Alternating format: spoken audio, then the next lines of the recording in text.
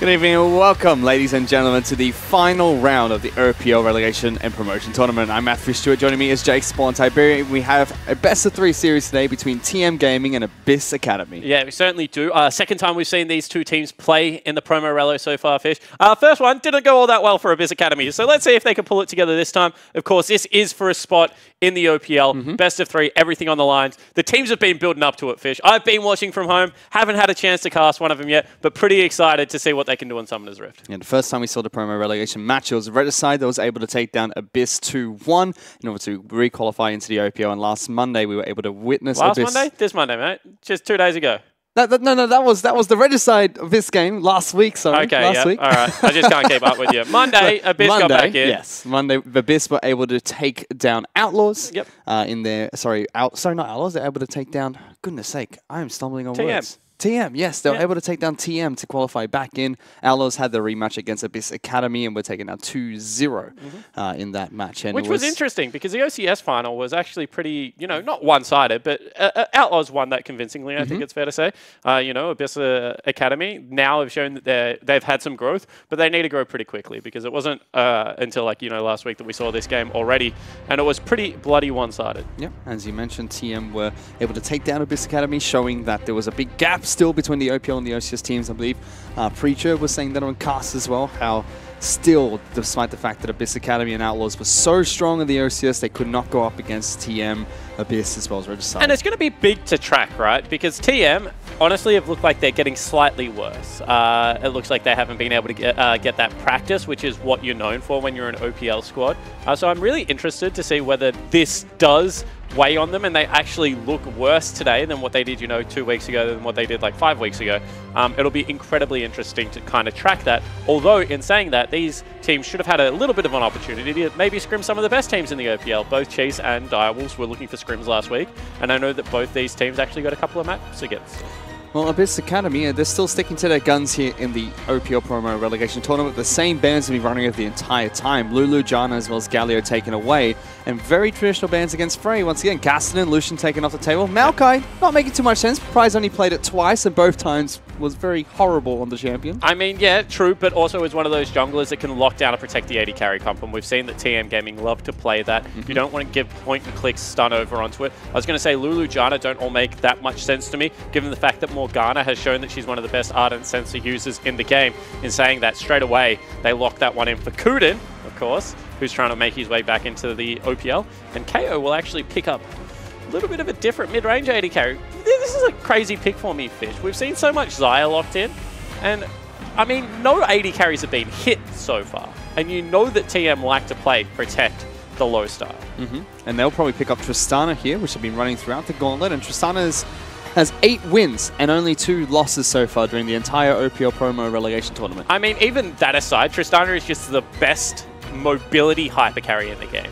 She goes crit, double attack speed, always going to do so much damage, has the jumps to be able to reset, reposition. Thank goodness they took away Morgana, because otherwise T-Gun would have locked that one in. However, a Braum standing in front of it would make a lot of sense. Braum, a champion we haven't seen too much of since Arna Sensor was introduced into the bottom lane. Yeah, for sure, but also teams up really well with Gragas. I was going to say, if they want to send Gragas top for Praedyth, it is one of his tanks to play. They can also pick up Sejuani, but that's not a possibility anymore. No, Sejuani does get locked in for Smile. He played it twice on Monday against Outlaws.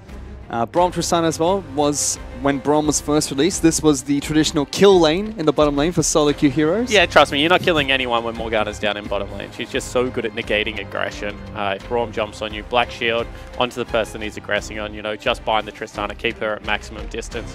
What I do want to talk about, however, is I've come to think of Sejuani as a champion that looks amazing at her head and pretty bloody terrible behind. She just looks so tanky when she gets 2-3 items and she's ahead of that curve. But if she ever falls behind Fish, it just doesn't do all that much for me, whereas Gragas' disruption from his ult is always something because it pushes the rest of the team back and can bring one member to you, so you can always look for those picks. Top of that, we've seen Gragas against Sejuani quite a bit in the OPL. If Gragas is able to find Sejuani early in the jungle, it's not good. Yeah. Not good for the Sejuani. I mean, you just go in with your body slam, Carrot Claw's shield, keeps you nice and healthy. You wait for the passive to walk off, and then, I hate that little bird. Then all of a sudden, you know, the big cask and the Q come through as well. Well, the final bans have gone through both TM as well as Abyss. Camille and Shen taken up the table by Abyss Academy, with LeBlanc and Jax being banned out by TM. Makes a lot of sense to me. What we've seen from Paparaz is he's a big tank player and he doesn't like playing against hypercarry players. And Praedyth will be able to run something like a Trundle into him this game, if he so pleases, and just split push to the end of the earth. I mean, right now we're seeing the Karma mid also locked in. As long as that's on the screen, I'm not even going to let Fish talk. We're going to see the Karma mid lane locked in. That means that there is going to be an Ardent Sensor user. I would to see an attack speed top laner. Something like a Jax, something like a Trundle makes a lot of sense. Even something like a Jace, honestly, uses Ardent Sensor so well. Jace is going to be picked up here for TM. Praedyth should take that into top lane. We've seen Shock pick up the Karma quite a few times. Now let's see what Frey decides to pick up to go into this mid lane matchup against Shock. I mean, you can really run anything you want into Karma. It doesn't outright lose any lane. It's going to be able to stay fairly healthy. You just farm it. I mean, let's put it this way. You play Karma mid lane, Fish. It's not the most risky play style in the world. No, you get a level 2 and 3 power spike. If you all in them at that, do it. If not, you clear minion waves. And that's it. Other people good. You press R, you press E, and then sometimes you press Q, and you know you've done something. Yeah, people run at you, you tether them, run away.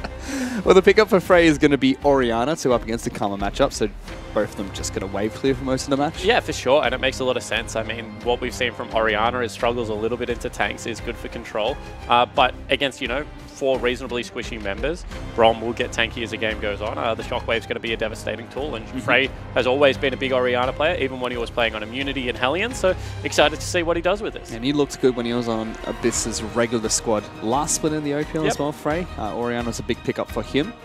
Luch has now stepped into the squad. He's had an okay season, not the best of performances. I would still say better than Frey. You know, if we're going to call a spade, compare the Academy mid laner to the mainline mid laner, I would say that they got that one right. Luch has definitely had ups and downs, but I would say his peaks are much higher. In saying that, Frey certainly no slouch. Should look to take over this game because otherwise his team's in a little bit of trouble. Yeah, they certainly might be. Both teams are really going for teamfight-based comps, except for the fact that Praedyth is again on a champion that can split push if he wants to.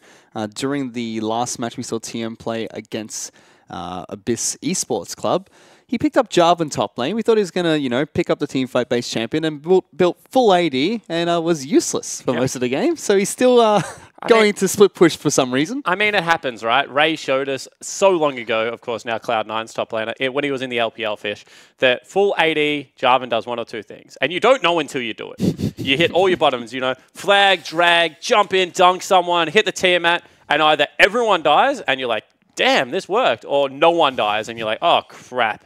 I wish I could sell my items and go back in time and actually be relevant. Unfortunately, you have to be ahead of the clock. There have to be lots of squishy members. That wasn't the case. So we'll see exactly what happens this game. I expect him to just be able to zone out the Cho'Gath, though. Because from what we're seeing, Paparazzi is a good tank player, but is kind of a pushing lane person, from what I've seen at least.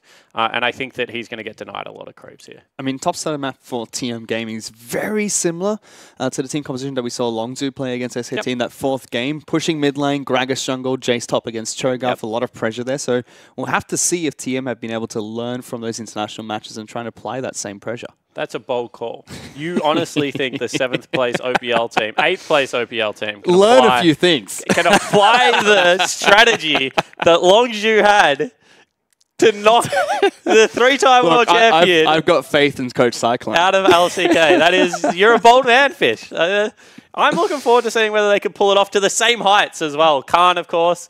Praedyth, pretty much interchangeable. They're the same thing, really. Put him on SKT, he'll do absolutely fine. Replace Rooney, he'll be good up there. But bottom lane's still the same thing for TM, which has been a big weak point for them. I mean, it's their insurance policy lane, right?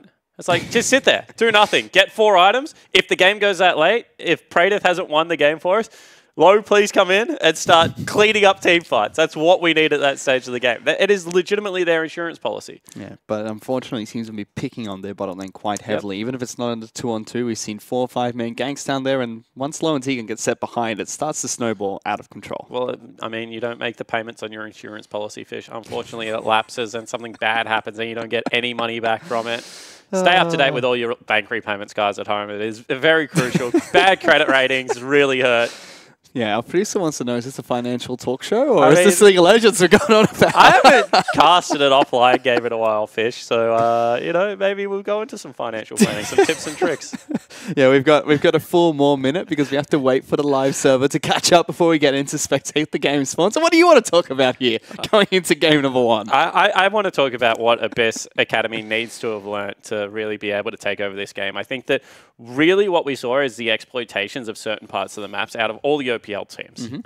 They're able to play around multiple lanes, whereas Abyss Academy right now seems that if Frey fails, they fail as a team. And when Frey succeeds, then they look very good. Paparazzi, however, did have some good games against Outlaws. So I think it's about generating multiple threats. Kaio comes on lane really late for me. You know, I think that he needs to be able to ride those 1 and 2 item power spikes into team fights a little bit better, like we see people like Raze and, you know, Lost do when they play champions like Xayah, and have some more control around the bottom side of the map. Because if you don't have control around bottom side of the map in this game, Tristana will just completely outrange you and will be able to take over this game. Kuden as well has been very hit or miss for Abyss Academy as well. And when I say hit or miss, I don't compare him to the likes of Seb or Jews and past splits. Had a good game, then a bad game, and a good game, and so on and so forth. He's hit or miss in the exact same game. We saw him play against Outlaws earlier this week, and he had terrible early game. There was 6,000 gold behind, and he makes one big play that puts them back in the league, and he starts to do well again. He is a big confidence player. I mean, he was previously on Legacy, ran around on Direwolves a little bit before that. All of those guys say he's a confidence player. Unique personality, but I think that he is good enough to make it work at the top level. Well, let's see what his Morgana can bring to the table here. It's going to be heal picked up by the Xayah AD carry, both Ignite supports in the bottom lane, so they're looking for blood down there, with Cleanse in the mid lane for Karma and Heal for Orianna. We are on to Summoner's Rift for the first match of this Best 3 series. TM Gaming taking on Abyss Academy. You can see just a fan from both teams right now, Fish. Out of 10, that Sejuani skin is a 0, by the way. I was so hoping that he would play Sejuani. That is, I don't like that skin. Yeah, well, I have a microphone and you don't. Obviously, Jake talking to the producers a little bit there, who disagree that this is a 0 out of 10. It's a 5-7, at least. Come on. No perfect marks for that skin. I mean, I don't like skins that aesthetically make a champion look different. And that skin aesthetically makes Sejuani look a lot different than what the base model does. I'm a big Clarity fan. Minions have spawned. Well, nothing happening in the early game here between the two teams. Sejuani is going to move down towards bottom side of the jungle. Funnily enough, Fish, that Dark Binding did 0 damage. So if we could take a look at Kuden right now, I have a sneaking suspicion the young man is running some GP10 and absolutely no AP. Maybe 5.3 gold per 10. All quints, all yellows. So he's going to be trying to rush towards that Ardent Sensor. Top side map, Surprise is going to meet up with Praetor here, who already chunks him for quite a bit of health. Ah, yes. Welcome to the laning phase. The funny thing is that generally Cho'Gath, as you like to mention, gets a full health potion back every wave he clears out. The problem is that Jace just stands between him and the wave for like the first 15 levels of the game and doesn't let him hit it at all. On top of that, you actually have to kill the minions in order to get that health back. So if you get denied like this... He's not getting close to the minions right now, Fishery. Praetor shouldn't be autoing the wave, however. But he is. Yeah, he certainly is. He should be leaving it neutral so that when Paprise does stomp the ground like that, it actually hurts him more because there's more creeps there. He takes all the health away as we go in. Level 2, picked up by TM's bot lane. They flash on top of Kuden, forcing him to flash away. He actually didn't flash at all, mate. He just walked at him, and the other one rocket jumped, and then he flashed away. So, you know, it's an OCS game, but pick up the casting too. Wow. I think like the big thing for me here is the fact that they recognize that Kuden is running that room page, and they punish him for it. They get rid of the summoner spell very early into the laning phase. And now if Gragas ever passed towards that bottom lane, going to be able to definitely exploit that. As you can see, Swath here has left his red buff up. Of course, if he had gone a better skin, would have had the health to be able to do both, but didn't. So he's going to get a lot of his jungle taken away from him right now. Only's put down some good wards here, so we'll be able to spot out the Sejuani. Red buff still up for him. Let's see if he does go to contest that later on. Mid lane is going to be a farm fest. Nothing is going to happen here for a while. But the big thing is if Shock can stay even in CS, as he is doing right now, Fish, that is a nightmare for Abyss Academy, because that is the one lane they must win if they have any chance. They probably need to win two, given the fact that Only will be able to bully Sedge here. As you can see, going for an aggressive play. I want him to just let him recall and then just go for the red. I think this is the right call. If Cho'Gath leaves right now, Only just walks off the red buff, he loses absolutely nothing, because he's kind of on free time right now. Frey's rotating up, but that's a big minion wave being pushed towards his turret. He's forced back into mid lane. Going to get locked down here by Shock. Shock already threw out the Q and missed it, so no damage. So that gives Only more time inside of Swath's jungle, who's gone back to base, calling upon Praetor now to help him out with some counter jungling. Yeah, and this is big because if Praetor's lane starts pushing again, or better yet, if he takes this, he doesn't. But I was going to say if his lane starts pushing into him again, this gives him a chance to reset that, you know, deny style League of Legends. Maybe even here Only can get in behind Paprise, who wants to shove this out as quickly as possible and might greed for the cannon Fish. He was able to dodge out on the ward. Only can go in, but gets knocked up halfway through his body slam. If he really wanted that one Fish, he would have flashed.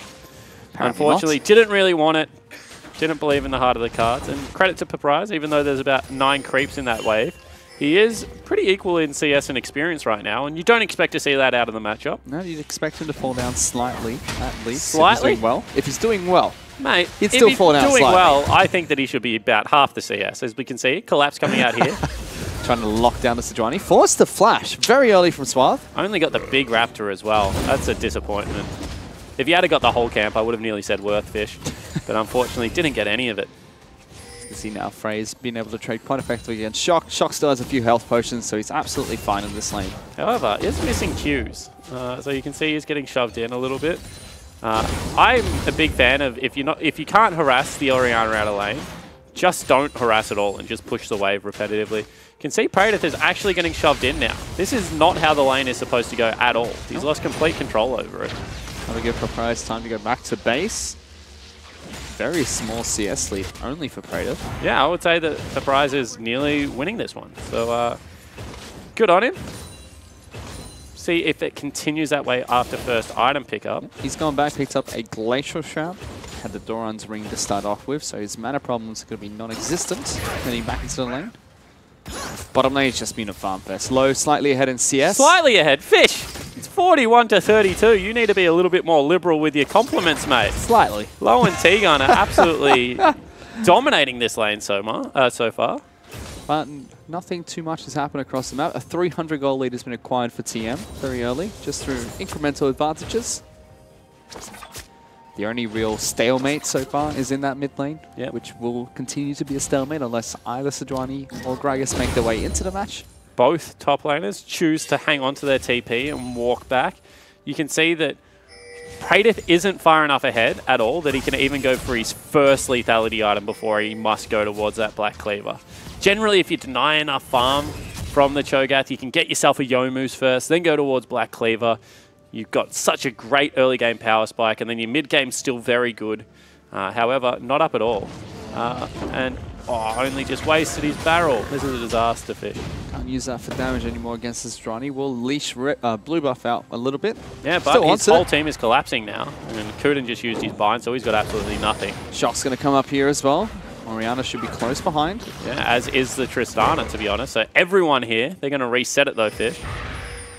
It's delaying even more time. Another dark binding. This is bark binding. Here we go. Gonna get collapsed on. Frey forced to flash early, so Johnny charges in. Summoner spell's already burnt by the mid lane from Abyss Academy. That's a pretty big deal. I mean, nothing really used there. Empowered Q was all out of Shock, and he still had to flash. Now only has position on him. Oh no, through Fog of War, they collapse onto Frey once again. Slowed down, only decides Shock has no mana. Not to go any further forward, forced to flash away. That is so strange. If you're going to go for that play, why not just bring T-Gun with you straight away? Instead, they run in with the Karma, who was obviously relying on getting that blue buff for taking place in the fight. And they actually just trade a Summoner Spell where they should have been a Summoner Spell up Fishery. Not good. Only won't be able to use that Flash Body Slam engage for quite some time now. Top side map, Praedyth's pushing in another big mini wave in against Paprise, who seems to not care at all about Jace. Well, this is the thing, right, is if you don't get ahead early, then he's just able to pick up armor. Probably going to go back, get himself some tabbies soon, Fish. Then he's going to be fine in the lane because Praedyth just isn't ahead of the clock. A little bit disappointing from Praedyth, top laner of TM, but see whether he can make late game Jace work because, of course, Jace doesn't really fall off in terms of damage, which is why we still see him in the meta. Bottom side, Low is 20 CS up. Would you say that's a good CS lead? That's a big CS lead. All right, thank you, my friend. Something has gone wrong for the Xayah here. Missing quite a bit of CS after being pulled away towards that blue buff. Just missed both of those. Not and good. The longer they can keep Kuden in lane with just a coin as well, really denies the Ardent Power Spike. You're not going to be able to get, upgrade into the medallion just yet. So I think that this lane is even further ahead than what you would expect for TM. So you can see the gold leads there, 2,900 to 2,400. Kuden slightly ahead. But that's what we want to watch, right? We want to watch how far ahead Kuden gets versus what the gold lead is. Because until he cashes in on an item, Fish, it's kind of wasted gold. And if they just get stuck here farming it out, it will be that case. Shock still goes with the full support build, so he grabs himself an Athene's. You don't think Ardent Sensor next, followed by Rapidon? Yep. Smart is going to be able to finally pick up his red buff, get some help. I wish I Frey. had mid laners like Frey. See that? He was struggling a little bit on his jungle camp. He got the 9 minutes 43 leash, Fish. That is teamwork. I would never do that. Yeah, neither would I. But if someone did it for me, I'd be happy. See how much of a contradiction I am? Praedyth is now shoving in his wave against Paprise, waiting to try and sneak only into the final rush top side of the map. Just missing some CS for himself. I don't know if they can kill him yet, Fish. Maybe looking for a counter gank opportunity. Looks like they want the gank itself. I just don't know if they have the damage. Paprise doesn't have Feast, and will now have to push up past that brush. Does have Swath right behind him, so Only's going to jump in. That's Rupture already used, connects onto Praedyth, but TM decided they want to pick on the 2-on-2. This is such a strange lane. I mean, I expect Jace at this stage of the game to be like phenomenally ahead. But maybe Praedyth is just missing some bad CS and, wasn't really able to get that early play because of the jungle invade. And all of a sudden, this looks like a fine lane for Cho'Gath, who scales tremendously into the late game. Yeah, he's going to be absolutely fine now. No longer taking enough harass from Praedyth. Praedyth still has the lead in CS and will be able to push in quite heavily for some time. But we've already seen this matchup once, and it was Pabu that was playing the Cho'Gath, and you're absolutely right. Once he started split pushing 20 minutes in the game, that was almost killing the Jace. Yeah, he just ate him. You can see now they feel confident enough to bring up jungle pressure. Decides not to go in. Only is now moved down to bottom side of the jungle. Here we go.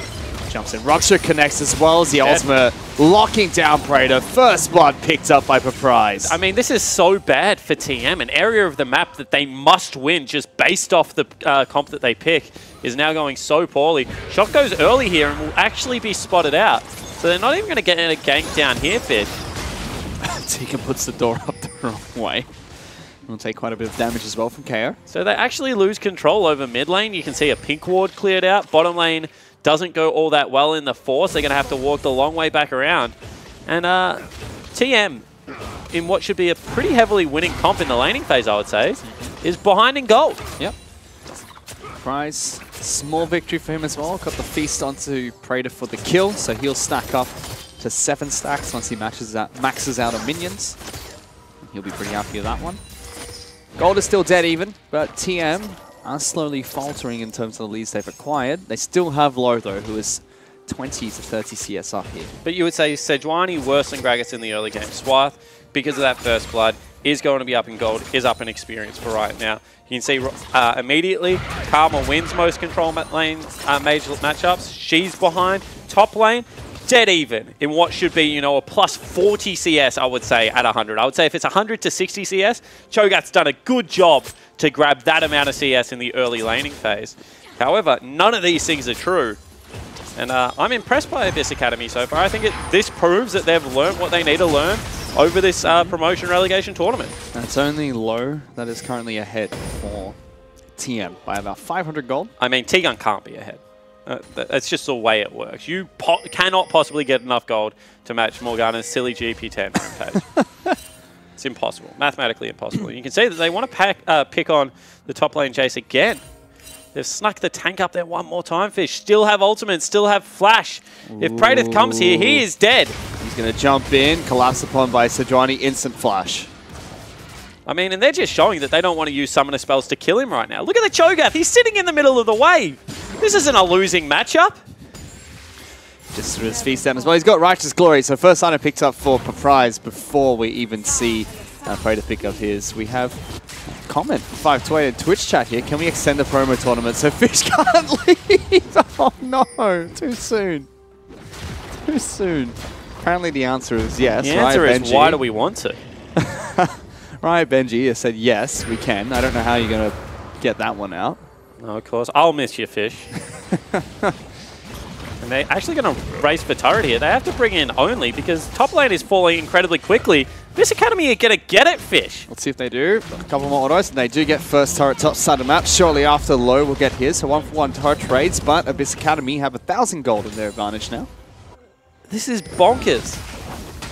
Absolutely bonkers. I cannot believe how well Swath and Papyrus have played this early game, being able to get the Cho'Gath right back up to even CS, get him a big gold advantage off first blood and first turret. They're going to turn the map on its head and even try and get themselves that Rift Herald, although they need to be careful of the tempo they give up because Low has just gone back with the biggest purchase of all time. And he's going to start pushing top lane on what will be a building wave, Fish. So that's going to hit turret, and unless Cho'Gath can insta-clear it out, they're going to lose a lot. So this is a big tempo sink, but I think that it's the right thing to do to maybe break Karma's mid lane. So Rift Herald does get picked up by Abyss Academy. Sward will get that. Essence Reaver was complete by KO. That's going up against the BF Sword, Pickaxe, Zeal, Berserker Greaves picked up by Low. Yeah, Low is massive at the moment. The other big thing to point out is the fact that Shock didn't get his blue buff, but Frey rotated over to pick up TM's blue buff. So even though they traded blue buffs, one went on to a mid laner, one went on to a jungler, definitely rather have it on my mid laner at this stage of the game. And Frey's slightly ahead in CS, so there's not going to be any kill pressure on either of these lanes, but seems like Frey's doing a good job of shoving back against Shock. 80 carries and supports have rotated towards top side of the map. Good dark blinding coming out from Kruton there, but Tegan just stands in front, tanks out turret shots. Yeah, exactly right. You can see immediately how quickly they're able to push the priority they have over this wave. For some reason, Praetor is going back to base in the bottom lane. Now we'll stick around, maybe a mana issue Fishery. He's got Black Cleaver picked up, so... Oh, I was going to say, can do something as Prize, but then I take a look at Cho'Gath's health bar and realize that's impossible now. Yeah, he's scaled up way too much. Turret. Ninja Tabby on the Cho'Gath as well. Yeah, that's what I was saying. As soon as you get double armor item on Cho'Gath, this build really does kick in. Wonder if he goes Blade of the Ruined King here, Praetor, to try and have any form of kill threat. Because right now he has none, unfortunately. Price even using his knockup to close the gap against Praetor and trade back. He won that trade. He certainly did. And he has the big nuke on his ulti, remember? So a couple more of those trades actually means seriously bad things for the top laner of TM. Just doesn't hurt him anymore. Poor Praetor. Can't collapse onto the Cho'Gath. I mean, not poor Praetor. He's the one that did this, Fish. I mean, this is a matchup that you should win very hard. And Praetor only has himself to blame on that one. Now maybe Sejuani can look to get busy elsewhere on the map. Well, let's see. Swath is rotating towards bottom side of the map, whereas Low still chunking away at this top lane outer turret. That's a lot of damage. I mean, every single time KO stands near that turret, gets chunked out like that, it's going to be a big deal if they can continue to chip away. Maybe that becomes their win condition. 40 CS right now on Low over KO. Now you mentioned here's the insurance policy for TM. And they definitely need something here because that's a dive He's coming dead. out towards Praetor. Locked down by Sejuani. Nom Nom Nom comes out from Price and only watches helplessly as his top laner gets torn apart. And what we're seeing, again, and I talk about this a lot even in the OPL, Fish, is that ease of execution is king in these kind of games. You know, a pressure situation where everything is on the line. Let's just pick two beefy frontliners that all you have to do is walk at someone. If one piece of CC hits, we're going to be able to take them down. Now with the Rift Herald, this is all that tempo that we talked about. They might even be able to push through here. First turret going to get taken down. Sorry, not first turret, but second turret for Abyss Academy is going to get taken down. Rift Herald wants to continue pushing. Only is the only man on the bottom side of the map at the moment. Praetor is slowly rotating back. And I mean, over. if they keep Sejuani here, what can they actually do to try and defend this one? As you can see, uses a keg. Rift Herald still gets a charge, so some chip damage on bottom lane inner. Not going to worry TM too much, but that's a good use of Rift Herald from Abyss Academy. I think it does worry TM. It just shows that if anyone shows up into that lane, then they lose.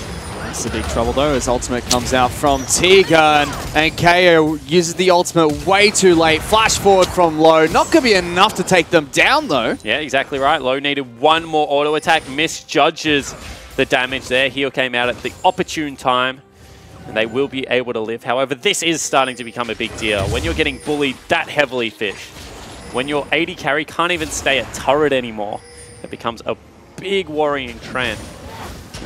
The good thing about Tristana is not only does she scale incredibly well into team fights, but scales well into sieges just because of that explosive satchel we've seen so many times. Ardent Sensor and Knight's Vow just got picked up by TM as well, so they're going to be able to buff up Low quite well 20 minutes into this match.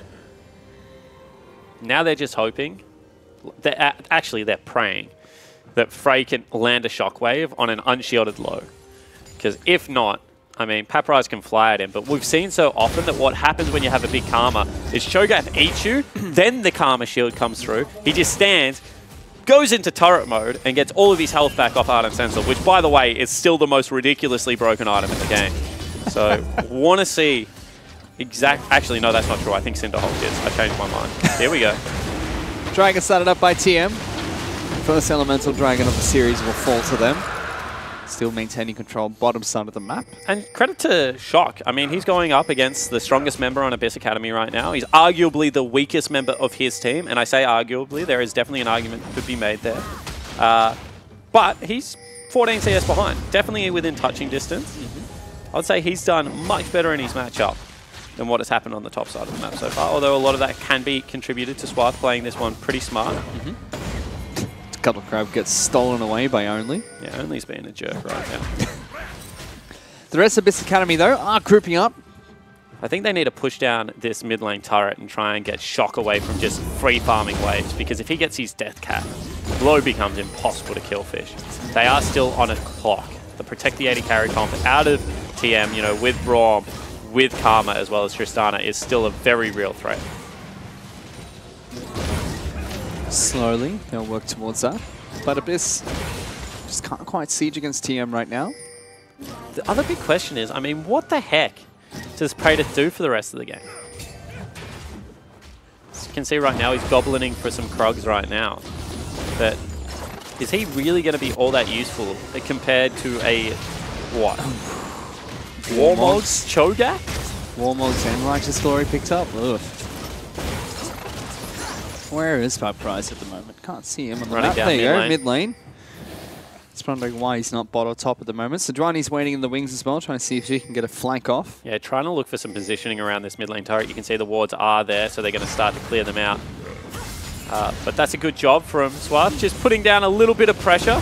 But here we go. That's not all that much damage, actually. Got 3 hits on there, mustn't have crit. It's a good shield for himself as well, with command to protect. And everyone's just sharing experience in gold. It doesn't really suit either team all that much. I would argue that, you know, you still want Tristana in a side lane farming up. Double knockup coming out from Paprise there, but TM still want to look for this fight. Even Dark Binding thrown out by Kuda, keeping Tegan locked down. And you can see right now that KO is just in a side lane. Level 12 is free pushing towards a turret. You would have to think that, you know, maybe Shock or Low go towards trying to grab that one. Potential to siege up here, however, Fish. Yep. Watch the shockwave. Looking for it. Strani actually jumps in, only going very deep into the turret, but the Dark Shield from Kuda protects Frey. They turn on towards Only, smites the Raptors, not going to be enough. Frey gets a kill for Abyss Academy. I would argue that's worth for TM, because for some reason they forgot to defend the turret as all of that was going on. So they trade their mid laner's life for an Orianna's turret, which is incredibly hard to defend. Sorry, jungler's life. We'll see, however, whether they can now resist the siege is going to come out on the flip side. KO is coming down as well. Tegan throws out his ultimate. Paprise standing in the front lines, but it was Suave that was tanking the turret. Big shockwave comes through, doesn't deal enough damage. And this turret is very healthy still. Yeah, exactly right. And that's exactly what we see. You know, they siege up into the mid lane. Low with his superior range is able to take down the turret quite simply. Also the fact that Praedyth with that W reset, ooh, and potentially they can jump in here. Knocking down Low, but Low was getting good damage off onto KO. I think that was actually an accelerated shock blast from Praedyth. So credit where it's due. He still does a lot of damage to the squishy members, Fish. He's still waiting to pick up his Yomu's. Already has that back cleaver complete. Potentially not going to go towards it. Potentially could go towards a more Malmortius instead. With how this game has gone and the fact that he's 600 gold behind, I would actually probably prefer that he has a little bit of survivability. Not going to help him against Cho, of course. That's a true damage execute. But against Frey, we'll put in work. Let's see if he does go towards it. However, for the side of TM, they still have Low. He's miles ahead of KO. He is Obi-Wan Kenobi. He is their last hope. I've said it enough now that you actually get what I say when I... I was a bit confused for a while.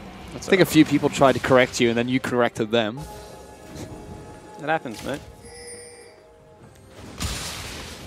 But he's still waiting for that third item power spike on Tristana. Looking for the second Zeal item. Should be a rapid fire cannon since his static shiv is complete. Did go with Yomu's, however, Fish, so you're alright. Decided not to go for the extra resistances for more Malmortius. Wanted more penetration. I mean, it makes sense. Yomu's is a very cost-efficient item. Movement speed is very good to be able to pick up. Ping's going out on Baron wildly. They've started it up without even clearing it, Fish. They're not that far away. TM know exactly what's happening, and this Academy will peel off the Baron.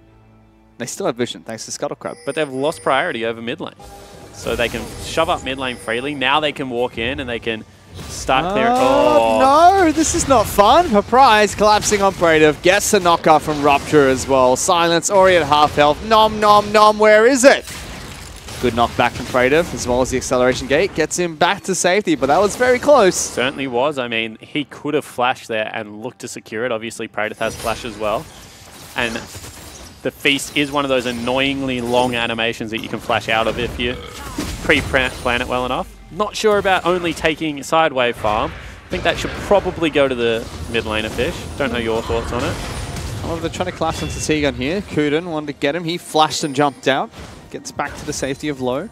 Yeah, there were 4 members there, so good flash from Tegan. It still is scary, though, when a Cho'Gath can chase down a Jace and the hunter becomes the hunted. Certainly is. It's petrifying. I've seen Jurassic Park, Fish. We didn't win.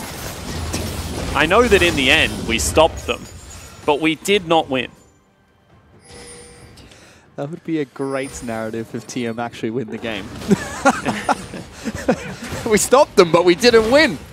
All right, here we go. At least This must be a 5v5. However, unfortunately, there is a jungler in the base for one team, so they're probably going to have to give this one up. Let's see what happens here. It does get picked up by Cho'Gath. Oh! And they try to collapse into Low. Locking him down with Sejuani's ultimate. Tegan throws out the door as well as his own ultimate. Low is finding back. Only has rejoined the team fight. Suave needs to be careful of the Braum passive. Yeah, but once again, they lose mid priority, so they get the all-important Drake, but T-Gun does the right thing, makes them walk the long way around, which means they can start shoving up mid. With that, they should have some tempo to go towards Baron and start clearing out Vision one more time. Small victory for TM, big victory for Abyss, who do have a little bit of scaling in their comp. Obviously, you know, KO going to be absolutely fine. Doesn't have range, but with a team that's going to run at you, shouldn't matter all that much. Frey's going to have great scaling, as does Sejuani, as well as the Cho'Gath. KO's got the same protection as Low now, with Knight's Vow and Ion Sensor picked up by both Kuden and Suave. But Spell Shield is just so good. I mean, it really is brain dead. You just need to be able to walk forward when you have Spell Shields. Your AD carry generally does the rest for you, Fish. So, sorry, your support does the rest for you. So, interested to see if that Morgana shield really does help him out as this game progresses. As things stand, TM are 600 gold behind Abyss Academy, so it's not that drastic of a lead. And Low is getting very scary.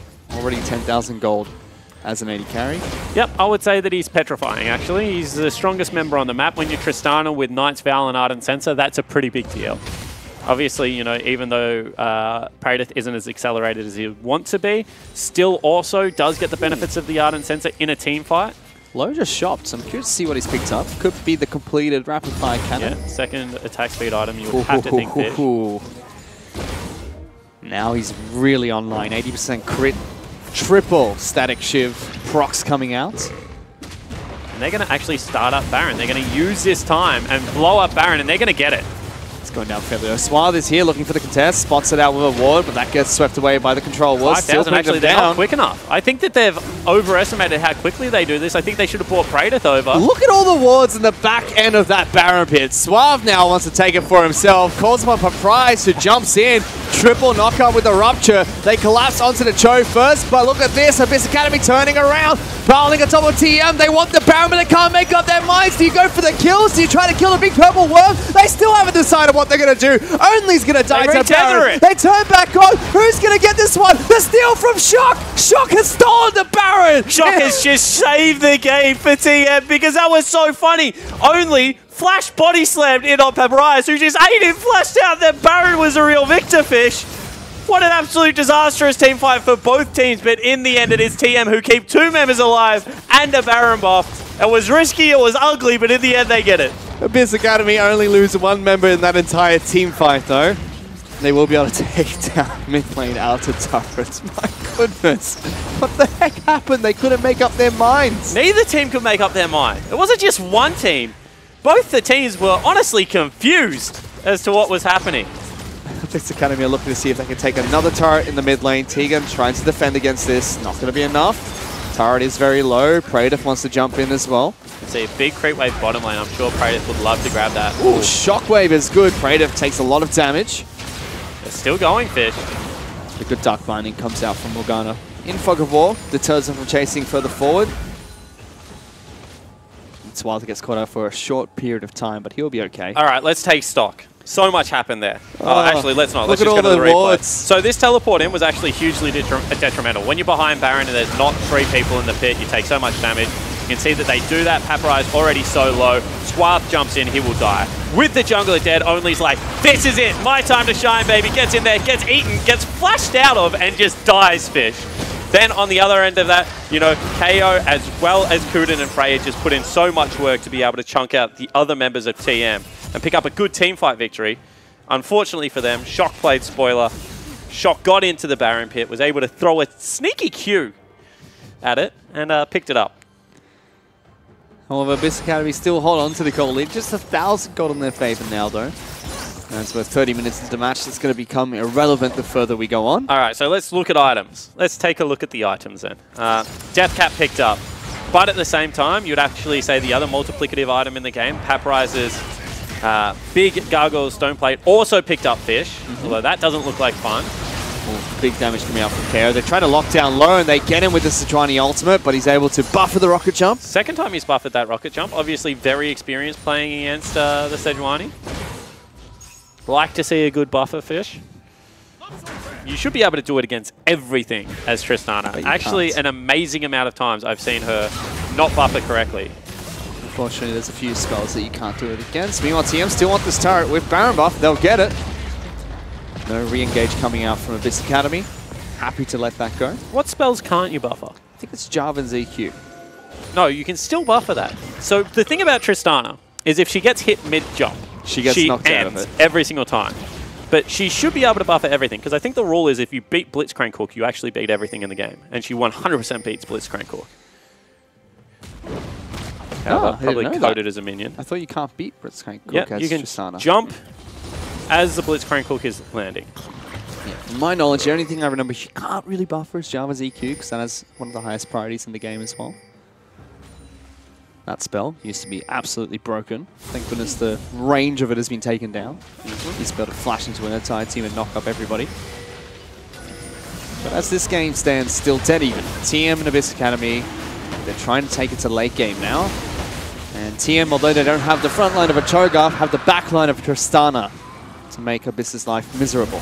They've actually got the front line of a Tristana, because as you can see, Shock's heals and shields are getting very big fish, so they can actually just send Tristana in first with the empowered E, and she can start mowing people down, especially given the fact that she's now picked up QSS. Give a little bit of attack speed, a little bit of lifesteal to this Triss, and she'll be an absolute menace to deal with. Papyrus has 5,000 health, however, so that's a lot. For goodness sake. That's without going to a stone plane as well. His Chomp is going to do a lot of damage. You can see Lowe's picked up Last Whisper as well as a QSS here. So he's effectively at full build. We'll get some lifesteal from Warlord's Bloodlust, which stacks up so quickly thanks to double static shiv items. Yeah, another HP shred going to come out in the form of the LDR you have to expect. And a little bit more armor penetration. But you're right, pretty much this is as good as it gets as a Tristana. Now where did TM go towards? Their Baron buff would have expired. We have outer turrets in the bottom lane as well as top lane to take. Praedyth also sitting on 40% cooldown reduction. If he grabs himself a Lord Dominic's regard, he will also be pretty formidable at this stage of the game, just because Cho'Gath shouldn't be able to catch him anymore. He has the more Malmortis you wanted him to pick up earlier. Yep. So we get some extra resistance against top side of map damage. I think his build's been a little bit higgledy-piggledy this game. Higgledy-piggledy? All over the shop, man. What? Never heard that before. Yeah, well, you heard it now, haven't you? I think that right now he would wish he didn't have a Yomu's and had himself a Last Whisper. TM and Abyss Academy not afraid to go toe-to-toe. Will be only that gets the better end of that trade and chases Smart down. Smart just doesn't care. One of the quicker Gragas's I've ever seen, Fish. Running around with that speed up. He's a nimble man. Karma. He is. Got a belly on him, but very light on his feet. And ooh, good damage on Swab, but they lock down Tegan. He throws out his own ultimate, but that's with only his ultimate on top, so not layering those effectively. Still got the TP though, Fish. I mean, they got what they were looking for, control over the Baron area, and a big TP coming out of Papyrus. So going to be able to delay that one. I think it's still a good team fight. I would have liked to see Low stand and deliver that. He wasn't going to get hit by it. Only has found KO though, uses his Featherstone very early. Only doesn't have his ultimate, so can't knock him back deep into the jungle. That's what was confusing to me, Fish, is the fact that if Gragas had ulti there could have been other people around the corner, but as soon as Braum didn't fly in, I think he could have just walked that one out nearly. However, ultimate, given the fact that he has himself an Essence Reaver, has himself an Infinity Edge, already halfway off cooldown right now. One of the more annoying things about Xayah, she goes untargetable and moves at the same time. Yep.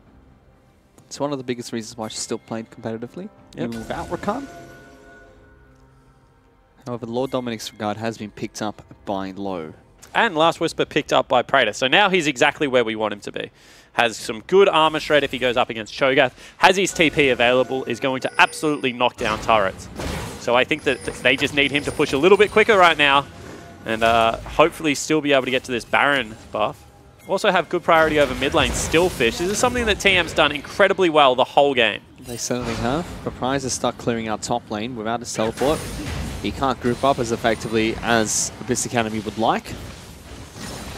Look at this. With priority over mid lane now, with priority over bottom lane, they can just go for the base race. I mean, Sure, they do the Baron quickly, Fish, but do you really want to race against a Tristana and a Jace? Oh, but they almost caught out only. That forced the flash out of the Gragas. I mean, they have to get back to base. They could lose the game off this. They're going to Baron. TM aren't going to stop, guys. I think this is a bad call. Let's see what they decide to do. Abyss Academy, they've made the executive decision to go for Baron, and only's there to try and stop them on that. First inhibitor turret is going to fall. You can see Frey wants to go back to base. Nexus turrets are going to fall down shortly if they're not careful enough, and no one's back here yet for Abyss Academy. This is game over. Are TM about to win the match? They're going to march on towards the Nexus. Barabas finally be taken out, but what was it for? Was it worth it? No, it was not. TM take game one.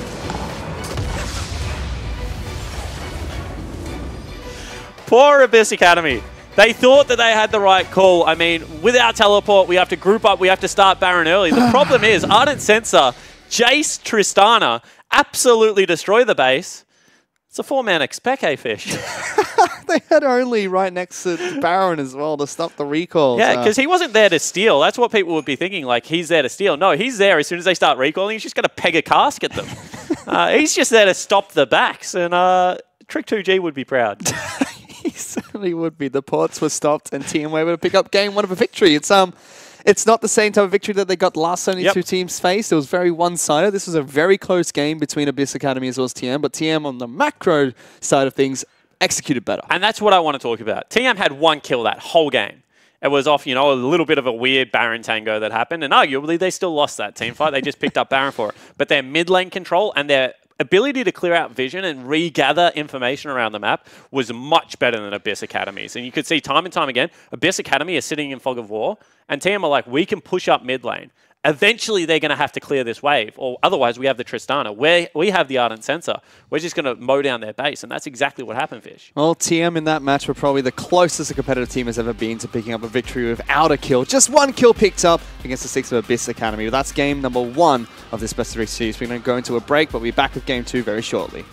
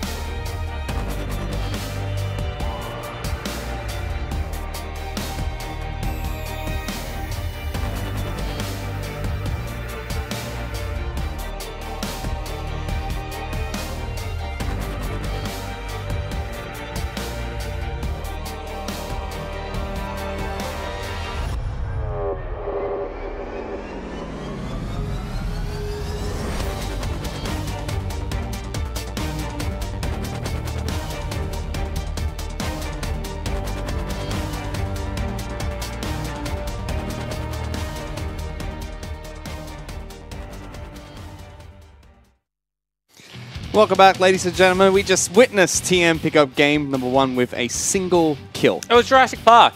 Literally only had to kill one dinosaur the whole time. But in the end, team made of humanoids, not stupid big showgirls, won, Fish. Yeah, they certainly won, Swan. I think your analogy of Jurassic Park was quite apt for that game. I mean, the whole time they were like just... They were under a reign of terror that was Paprise. He had like 5,000 health. He was just marching at them. He nearly got them a Baron. I think the Baron had like 200 health left when he flashed out of the pit. And they were really looking promising that game. Unfortunately, they forgot the fact that the Nexus is what actually wins you the game. And then Nexus died while they're that Baron. So, you know, bummer. Yeah, I've known quite a few people that forget the Nexus wins you games. Look at you people in my solo queue games. Hit the damn Nexus when you can. We're going to go into game 2 shortly. What would you like to be changed by either of these two teams? I think that TM need to actually, if they're going to pick towards laning phase, they need to play the laning phase a little bit better. They fell unreasonably far behind with a Jace lane as well as a Karma lane.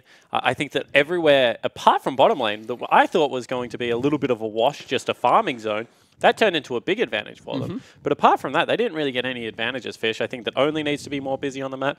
But at the same time, let's give credit to Abyss Academy because I thought they played the laning phase fantastically. They camped the lane that they knew was going to be pushing, knew was going to be looked to be denying CS and playing aggressively. And I think that if you can do that, then you're on the right track. And let's see if they can maybe transition into mid-game this time. It's just really strange to see, though, because when you think of TM, the top side of the map looks really good. Only and Praetor have been looking fine throughout the OPL split. Shock's had up and down performances, but you never really look to Low and T-Gun to be the saving grace of the team, and they did fine bottom lane. Funnily enough, I did look to Low and T-Gun as being the saving grace of the team. I thought that they were starting to build a lot of protect the low comps, and you know, whatever reason that was, whether it was because they were falling behind in laning phase, but they were a genuine win condition by the end of the split. And I think that, you know, obviously TM didn't finish all that high, otherwise they wouldn't be here. But they did start to improve. They had a big down slump, and then after, you know, week 7, they were back on the upward swing, playing these protect the 80 carry comps. Well, let's see if they can pick up a 2-0 victory here over Abyss Academy as they're now at match point. And a single win for TM would put them back into the OPL. Abyss Academy needs to pick up the reverse sweep. They want to secure the 2nd spot for the Abyss organization. And that's what this is all about. Get back into the OPL. You know, Abyss Academy, they have some people like, you know, the Freys and some Kudins. They're doing it with new people, Suave, Paprise, as well as KO. But at the same time, TM, they don't want to be that flash in the pan. They only qualified last year, Fish. You don't want to be a 2-split team. You want to be able to build yourself back in. So really interested to see whether they can actually make it happen. Well, the same bands coming out from Abyss, as we've seen from them throughout most of the tournament. It will be Lulu, Janna, and Galio banned out here, with Maokai, Lucian, and Cassidy still being taken off the table by TM, despite the fact that two teams have swapped sides. Same picks and bans. Morgana locked in first for Kuden. Yeah, I mean, that's interesting. I thought that he had an okay game on it, but it certainly didn't smash the landing phase. And it didn't make late game any easier, because TM was just playing that macro style. Need to be able to generate a few more picks with it if it's going to work. We've seen the difference between good Morganas and bad Morganas is the timing of that Black Shield is key, but also the ability to just nail people with Dark Binding over and over again as that cooldown gets very low. Tristana is still going to be the first lock-in for TM here, so putting low back on the champion. If it ain't broke, don't fix it. I mean, just continue to play what you're playing. Take the later game jungler here in Sejuani. Yeah, so TM will take that one away. Didn't like what Smarth can do with the force engages he had. He had a lot of priority top lane as well, so just swap junglers. However, he won the early game, so having him on the early game jungler this time might actually make it even further in the favor of Abyss Academy, which would be bad news story for TM fans. And then they take Varus with Kalista, Xayah still left up. I like Varus. I think the Varus is a legitimate way to start a team fight.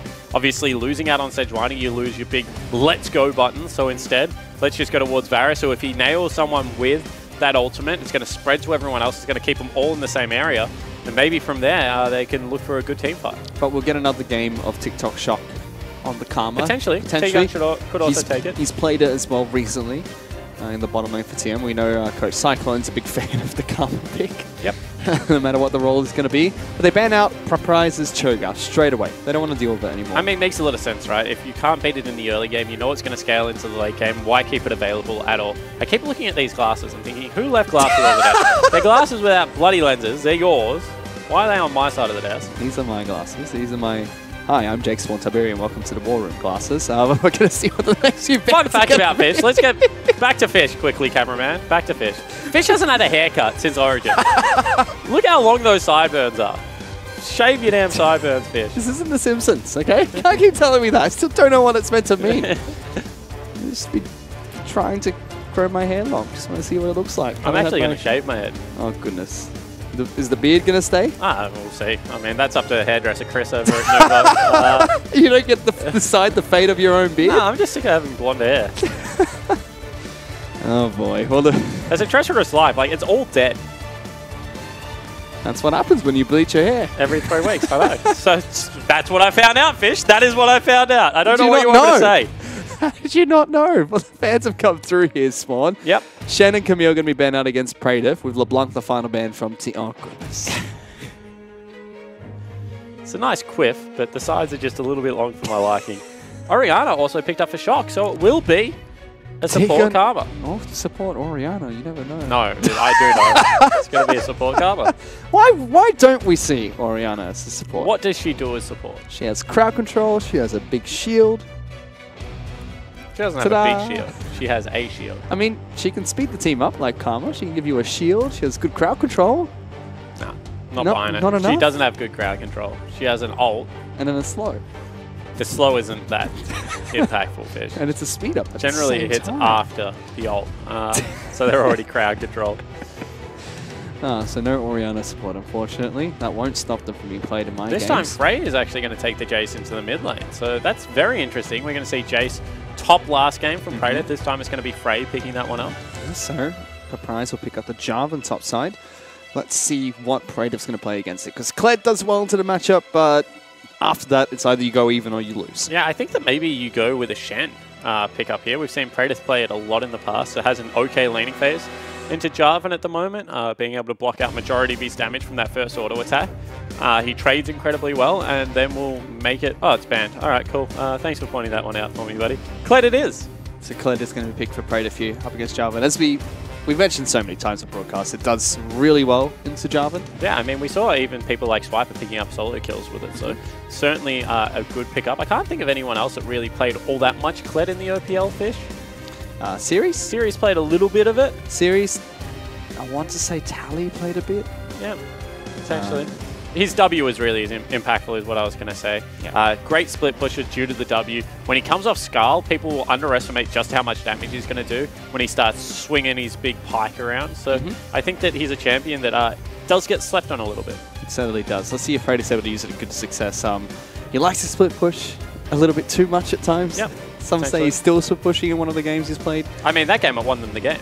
He was the one that started that split push. Started it from before River, took it all the way to the Nexus, mate. I mean, I don't know if you can say he split pushes too much when that happens. But both teams, once again, have a very huge team fighting based team comps. This time, though, both of them have two tanky frontliners, although I say that. We have seen Jarvans go a little bit unorthodox with their builds recently, so it might not be. Have. We potentially could see, you know, more of an AD Jarvan coming in. Is some squishy targets, you know, could blow up the Karma, blow up the Tristana. I don't care that the bird is wearing the glasses, Fish. I think the big thing for me is the fact that it's going to be very easy for TM to start team fights this time around. So a game in which we saw them execute pretty poorly in team fights, maybe it goes better this time around. They've got Kled that will fly in Sejuani, Oriana ball, and then just the Tristana on the back line to start free hitting. Would like to see them group very early with this comp, to be honest. They potentially will, and we've seen Abyss Academy. They've actually won games through their team fighting based comps as well. So it's going to be really interesting to see if they can pull that off again against TM. Well, because that was what I was going to talk about. Because Abyss Academy, I mean, against Outlaws, against Curse, were grouping pretty frequently and actually looking to win out in the team fighting phase of the game. So I think that that is an area that they're strong at. So interested that TM would throw that gauntlet and take Sejuani, take Kled, who have known for their team fighting. So let's see if TM can pull it off, because, I mean, Abyss Academy, even in the OCS, they were falling so far behind before mid-game, before they can actually get to the team fights. They were relying on their team fighting ability to pull it back for themselves. And they were kind of a one-trick pony in the OCS, where every time you saw them play, it'd be, okay, they're going to team fight us at 20 minutes. So TM should be ready for this, and that's why I thought they ran the Jace last game, to try and stop them from teamfighting. Yeah, to Put split Prize them in a up, different right? lane. If they're the best when you've got all 5 members in the same part of the map, just don't let them do it. Run a Suicide Split Pusher, something like a Jack, something like a Jace, that doesn't really draw that well into teamfights, but pushes turrets incredibly quickly and is able to keep the Cho'Gath at home. Obviously, that didn't happen because Cho'Gath was stronger and was able to get priority over that lane. When we say priority, we mean he was able to get access to the minions first and therefore push it out. So, you know, they still won through macro play, but it wasn't that 1-4. Jace is winning the split push incredibly hard. And now does magic damage become a big concern for Abyss here? Because they're running Jace mid lane, Jarvan top, and Varus. Yes, Varus has magic damage in his kit, but... They're running double Black Cleaver users, and they're going to be able to pick up the last Whisters pretty quickly. I think the Kled builds more HP than armor. I mean, he'll get himself a stone plate. Maybe that will change. Maybe he'll go for anti-crit somewhere with a Randuin's Omen. Obviously, you're going to be worried about Sejuani, but that's only really one tank. So I don't think it becomes a huge concern. But obviously, the more you go into these team comps, the more you need to snowball. Because if you don't snowball, then, you know, a pair of Ninja Tabbies on Oriana can all of a sudden upset the whole game. Especially with all the shields that they're going to have in this match. Oriana's going to be building a lot of ability power, so a big chunk of a shield from a Commander to protect, as well as Tegan and Karma. That still helps you out no matter how late in the game you go. It's a big Karma shield. The base is just really high. And that's kind of why we saw it played as support for the initiation capabilities, as well as that big shield she gives you to start off team fights. But it has hurt TM quite a bit when they picked up Karma support in the OPL. Yeah, but let's not forget that's against lanes that will punish you exclusively off bad support picks. We've seen so many times, you know, Bard locked in, and then all of a sudden Destiny locks in Blitzcrank and absolutely owns it. That we've seen so many lane punishes in the OPL. From what I've seen of the OCS, that doesn't seem to be the case. It doesn't seem to be that you outright lose 2v2. More jungle impact and things like that. So I think the Karma will be fine in this game. And Lo already had a good performance in the last match. He was doing fine as an AD carry, pairing out Tegan quite well. They tried to kill their bottom lane counterparts very early on. Didn't work. Kunin was able to survive there. I mean, still burnt his flash. And then top lane, when they went for it again, I think a heal saved Kaya on the other side. So even though they didn't pick up, you know, the 2v2 kill, if anything, that lane was going very heavily in favor of the TM bottom lane. What was the insurance policy for TM? I want to say that it worked out for them, but I don't really think it was the insurance policy that won them that last match. It was more of a bit of a how is it going? The great shot calling out of T-Gun. T-Gun pulling off the victory. Did it for Brad, did it for himself. And now TM, 1 game away from being promoted back into the OPL. They're up against Abyss Academy, who are grouping up very early in the bottom lane Tri-Brush. Tegan's going to be able to spot them out. He immediately runs away and power cues them, sends them a message.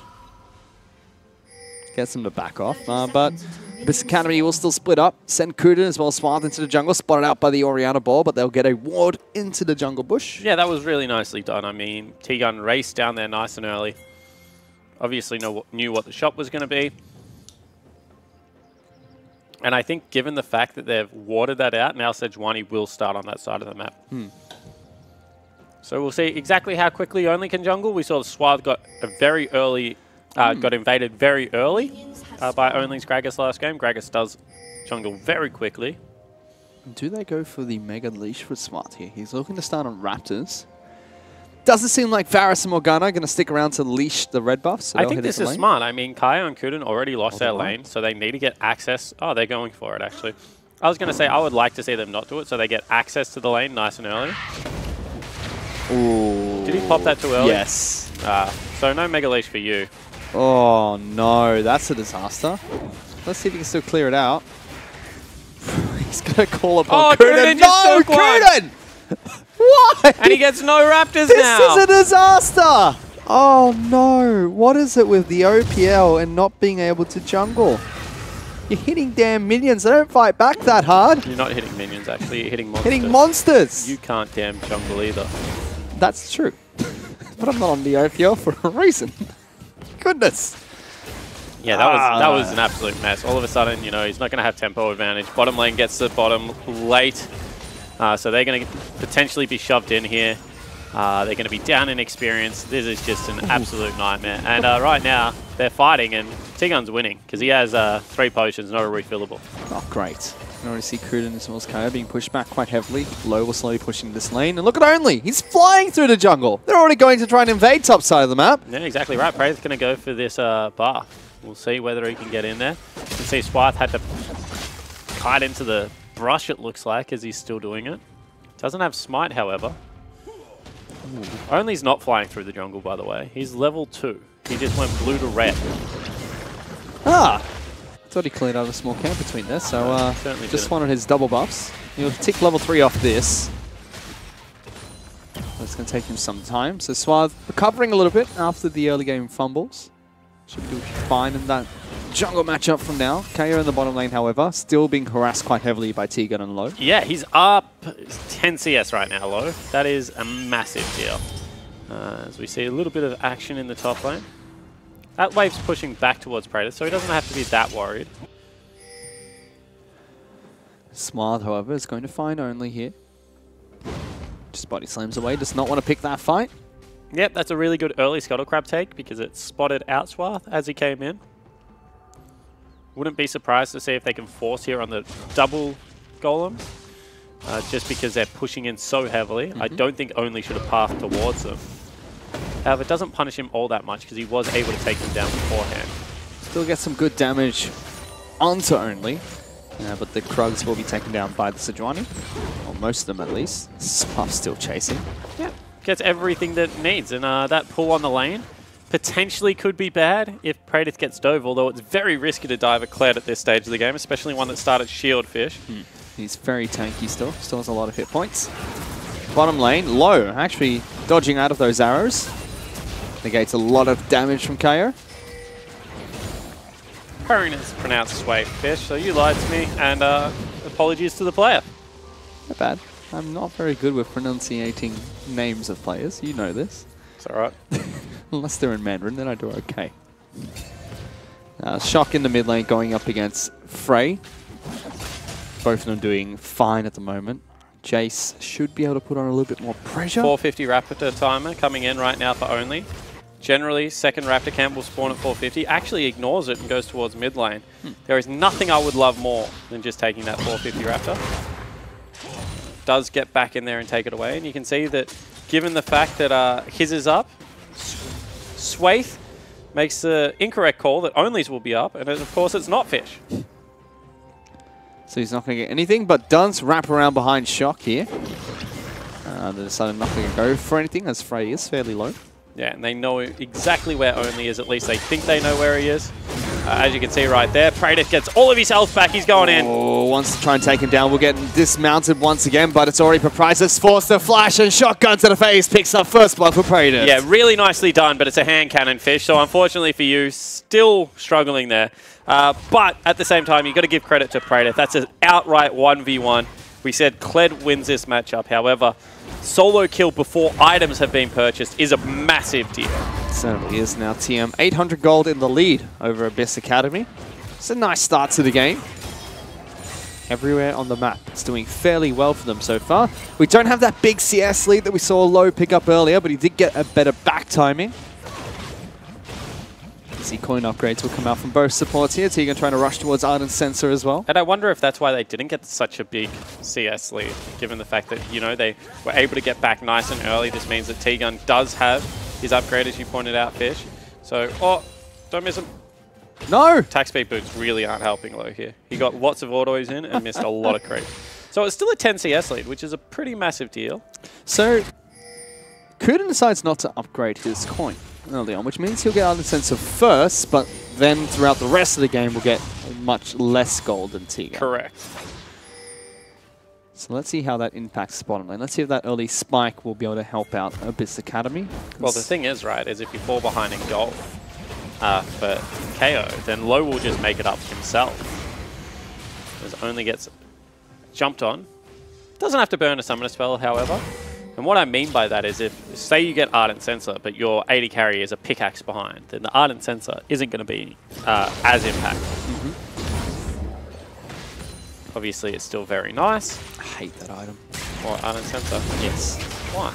It's just disgusting. I press tab. Oh, you know, I've got a couple of extra long swords to the AD carry in lane. I could probably win these trades. And then Ardent Sensor, my support as a side stone, is like, oh yeah, we get vision, they don't. And then bang, I'm dead. Don't like it. Well, you shouldn't. Just can't calculate the damage. Spawn's looking at me as if I'm a noob right now. No, I'm not. I didn't look at you at all. I'm looking at the screen. Don't lie to the viewers. I thought not looking at you told the story. As Only goes in top lane. charge comes in from Skull there, looking to try and lock down Paprise. He is going to die. Easy, easy pickup coming out from TM top lane. Dismounted as well to juggle aggro. Only, he's going to take another shot. No, he doesn't. Lives with a sliver of health, though. Yeah, so very nicely done from TM there. The top lane dynamic duo able to get it done. And this time around, this is going how I expected it to. Just get a little bit of action in mid lane, Fish. Exhaust being used, instantly cleansed out by Frey. Still chasing out Shock. There's a Shock Blast comes through, forcing the flash out of Orianna. Yeah, very nicely done from Frey there. You could see perfectly weaving out those auto attacks, making sure that he was keeping Shock at bay. Shock then had to flash away from the last accelerated Shock Blast. And top lane, Paparize actually tangos with him again. Oof. Teleports back into the lane to make sure he doesn't miss all of this CS. You'd have to think the damage has been done topside map. Praetor already has 2 kills, and TM off to a really good start. Yeah, they're certainly off to a good start. However, Paparize has been able to keep himself equal in CS. It's not the most horrible thing. He's still incredibly far behind, right? And that means that he can't afford to be solo killed any more times. We've already seen what Dokla has been able to do in the top lane in the OPL during that gauntlet. I mean, just time and time again, able to kill out series in that set. So I think that that's a really weird sentence, by the way. I hate saying kill out series in that series because they're just, you know, they're spelt differently, but they're pronounced the same. So now the job's on Swaith, right, to get up in the top lane and maybe try and gank the Kled once or deny some CS. So Jarvan has a leg to stand on. Maybe push out top lane, then they can go somewhere else like mid lane as a duo and try and rotate around the map because staying topside when you've been killed twice is just going to be an absolutely horrendous nightmare. I'm going to one of the points you just made that's not so relevant to the series itself. Killing out series in that series. We have a lot of people from TM that are the same here. You know, Only is the only person left alive. Low is low in the bottom lane. Shock has just landed a beautiful shockwave. Change your names, all of you. But to what? I don't know. Just not Shock, not Low, not to Only. Fish? Yeah, Fish would be good. Maxi. Great name. Actually, no, there's a guy in the LPL named Banana Fish. That's fantastic. Is there really? Yes, there is a AD carry in the LPL called Banana Fish. Who does he play for? I don't remember. One of the lower end teams in the LPL, probably Sinning Gaming, I think. Okay. If I had to guess, it's probably going to be Sinning Gaming, but yeah. LPL enthusiast, tweet at me, let him know whether he's right or wrong. I don't watch much LPL at the moment. However, getting back to this game, I think that this is a nightmare early game because we've already said that there's a big ease of execution on TM Gaming's comp, you know, that they're just going to be able to roll in with a charge. And we saw that perfectly this time around. Then Sejuani follows in and they're going to be able to stun up multiple members. They're going to be able to get the team fight started whenever they want. And I think that the fact that the initiation is a headfish is what should be really worrying you because all of a sudden you get onto a Jace, you get onto something a little bit squishier, maybe that Varus who's immobile, and you're going to blow him up very quickly. I mean, they've got all the backup they need as well. Karma to help out with the initiation and Peel for Low. Low's going to be a freestanding turret who can position how he wants. And on top of that, they've got Shock and Orianna, who's going to be able to help with all that initiation too. Yeah, exactly right. And, you know, maybe a little bit more of a 1-3-1 comp. Maybe Jace can eventually deal with the annoying lizard kind of mount thing in the top lane that Skull is. Maybe he can't. So I think that the Group is 5 win condition that TM locked themselves into in the Champ Select will actually come out very potent here. Unfortunately, guys, we have a couple of audio difficulties from a few of the players, and we're in a pause, but we will be getting back into the game very shortly. TM against Abyss Academy, currently 1-0 up for TM, and they're at match point. A win here over Abyss would send them back into the OPL, and they're off to a great start to secure that final spot. And they're actually going to be able to keep themselves that TP advantage. So even though this invade is coming in and it looks like it should go over to Abyss Academy, always that potential that Praetor joins down into this bottom lane fight. One should go over to Frey, goes to Swaith, and they go in. They turn on for the fight. Tegan wants to lock him down with the tether, dead. Doesn't get it, but look at this. Flank from Praetor, gets knocked back through one of his charges forward. Beautiful flash out of Swaith there, actually, to be able to secure himself that escape. If double buffs had have gone over to Praetor, it would have been a nightmare. Praetor actually loses a lot of CS top lane. So all of a sudden, that TP being used to go back to lane from Paparize, not punished at all. He's going to have himself a 15-ish CS lead. Yep.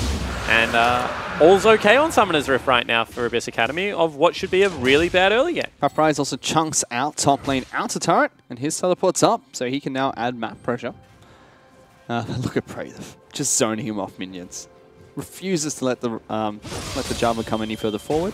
Yeah, this is a really interesting thing that I like to see. If you're winning a lane, don't go for Tiamat because then you can't control where your wave is. That's a good bind. You can see Low doesn't care. He's taken every ability thrown at him, and he's going to be able to heal up just fine. Gets good shields from Tegan as well. Although they've just mucked up every creep in that way. So you say he doesn't care, but he should. He'll care about that. Damage, not so much. Should have been 4 creeps up, is now 1 creep down. Blue buff gets it over to Frey, though. He'll return into mid lane against Shock.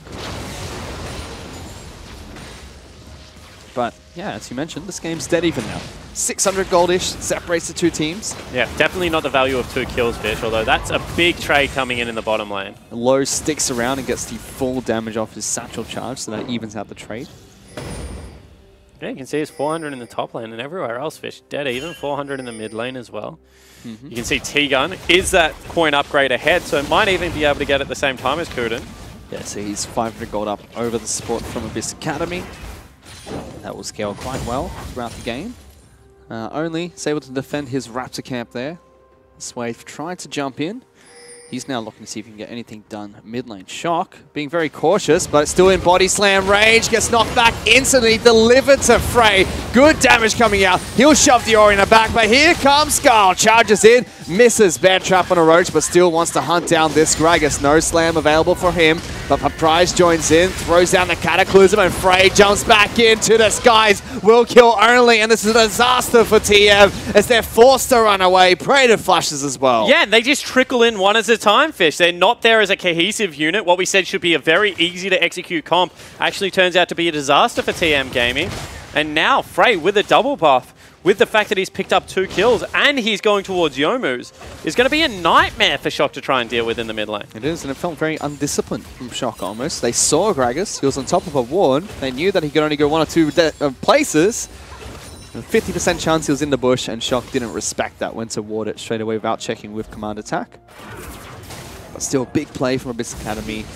They are now up ever so slightly against TM, but they needed to have somewhere that was winning.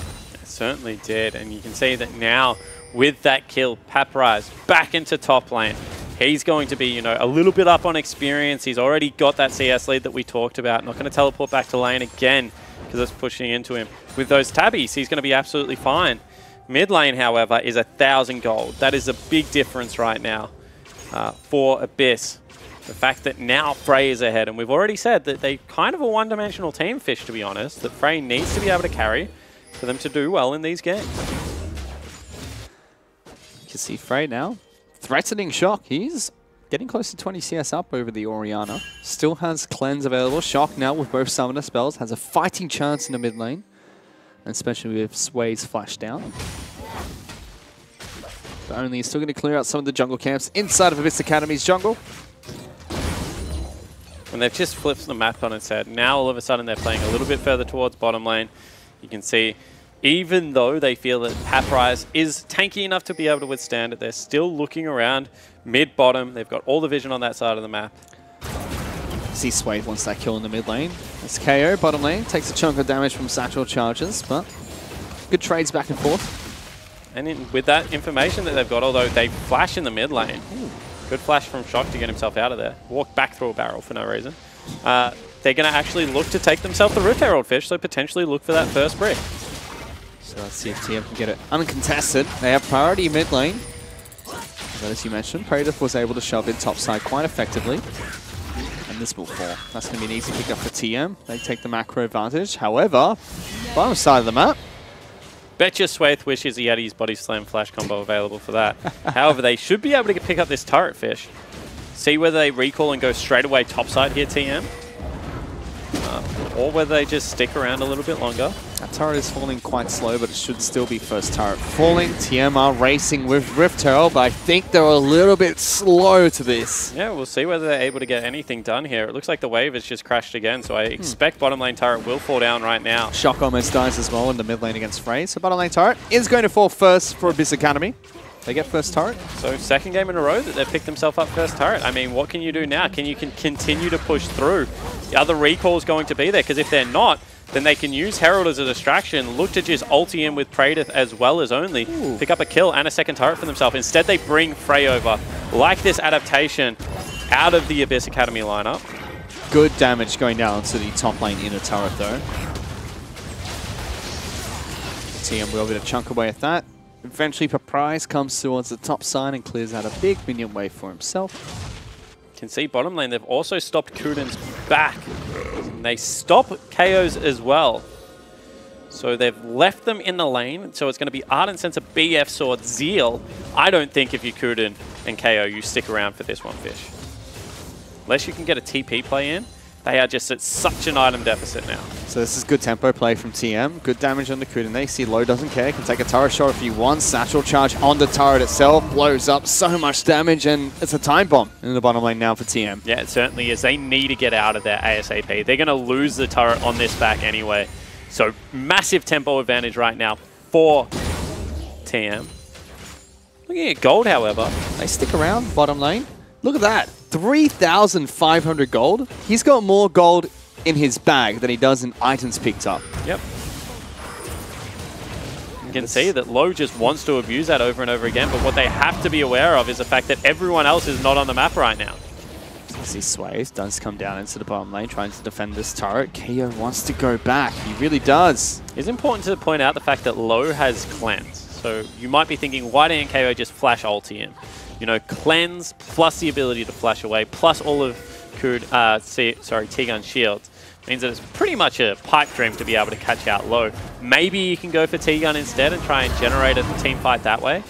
TM do need a game plan here though, because even though Tristan and Kama are putting on pressure, Java's down here, Gragas was close by, they'd probably be able to chip away at this turret eventually. I mean, they have a game plan. Their game plan is to leave Prey to top lane, actually get himself a golden experience lead, be able to push this turret, which is already at half health. And there is no response right now coming out of Abyss Academy. What's Abyss Academy doing? They're putting all the eggs in the bot lane basket, and that's not paying off. They used Swaith's ulti there to clear that out. I think they would have been fine with just Jarvan. That's silly play coming out from Abyss. They're just being run around the map. And again, we can see that it's actually the macro game that is coming out trumps for TM. It has absolutely nothing to do with individual outplays. They've had a couple this time around, you know, Praetor picking up solo kills. But once again, Abyss look better in the team fights, and TM look much better at playing the map. They certainly do. Now they've actually come in with a pincer. You can see Shock, you can see Teleport. This is going to be a 5v2 Fish, and there's no way they get out. They get the jungler first, locked down by Sejuani's ultimate. Second stun will come through soon, but it is Kled that charges in. Takes down Swathe first. He goes on a killing spree. Paprise is trying to run away.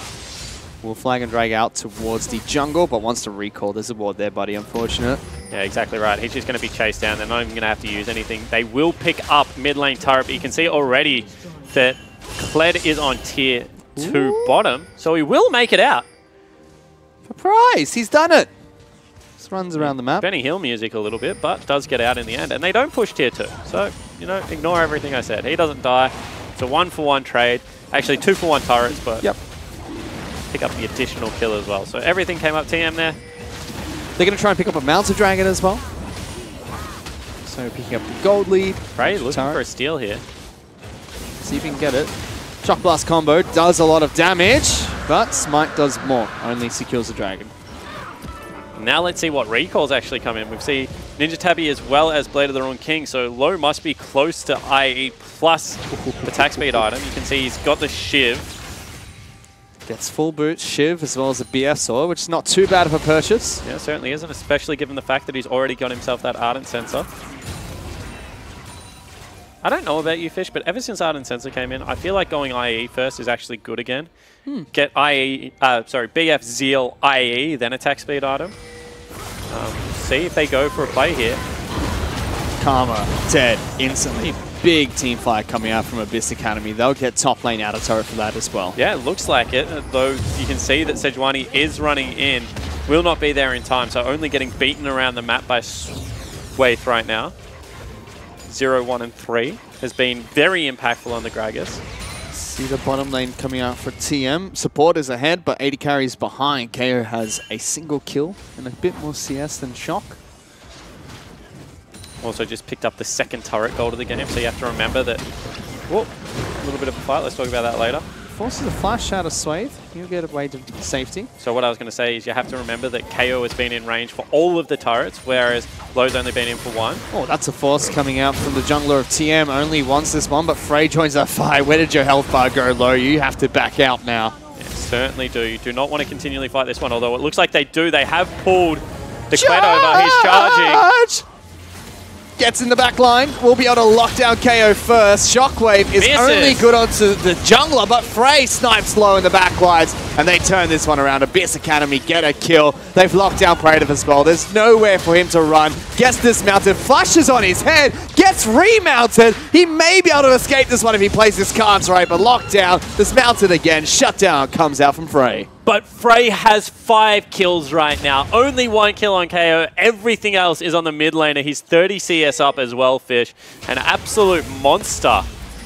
And you can see that he's making it work because he one-shot Low in that fight. Low wasn't able to get any auto attacks off. Oof. And if you can get the chase this far ahead, he's 2,200 gold up in an even game. Ooh. It's just going to mean such great things for Abyss Academy's team fight. Low definitely has to be careful now. You can't get chunked out by Frey. 2 shot blast combos was all it took for the AD carry to be eliminated from that team fight. And the other thing for me is the fact that that was a whiffed Orianna ult. I mean, you can't afford to have that. If it's your big team fighting ult, if it's your initiation tool, you have to be able to nail at least 2 of the members. Unfortunately, only hit the Gragas, I believe, Fish, was flashed away from the Varus. Low also decides to go for Berserker Grease over the Ninja Tabby when Jace was very meta. First time lethality was changed. Tabby was a standard, right? Tabby was a standard for AD carries because that would reduce most of the damage. Now Knight's Vows release helps as well. In saying that, I'm looking at the build out of Shock, and I don't think he's going to do any damage. I think he shouldn't have gone Tabby and should have gone Sword Grease. He's already picked himself up that arm guard. That should have been enough if he played the team fight. You know, waited at the back line until the accelerated Shock Blast comes out. Now it's just going to lack for damage for a very long time. Yep. It's going to be relying on Low quite a bit, but they're engaging on towards only, locking him down, gets a big shield, tries to flash and charge away, but there's Frey, gets his 6th kill. Yeah, exactly right. And all of a sudden they have control over the Baron area. The jungle is dead. Praetor doesn't have teleport. And they're just going to start this one up. It's going to fly down given how fed Frey is. Gold is dead even. TM may try and look for a 4-on-5 and use Baron as their 5th member. Baron does get Low.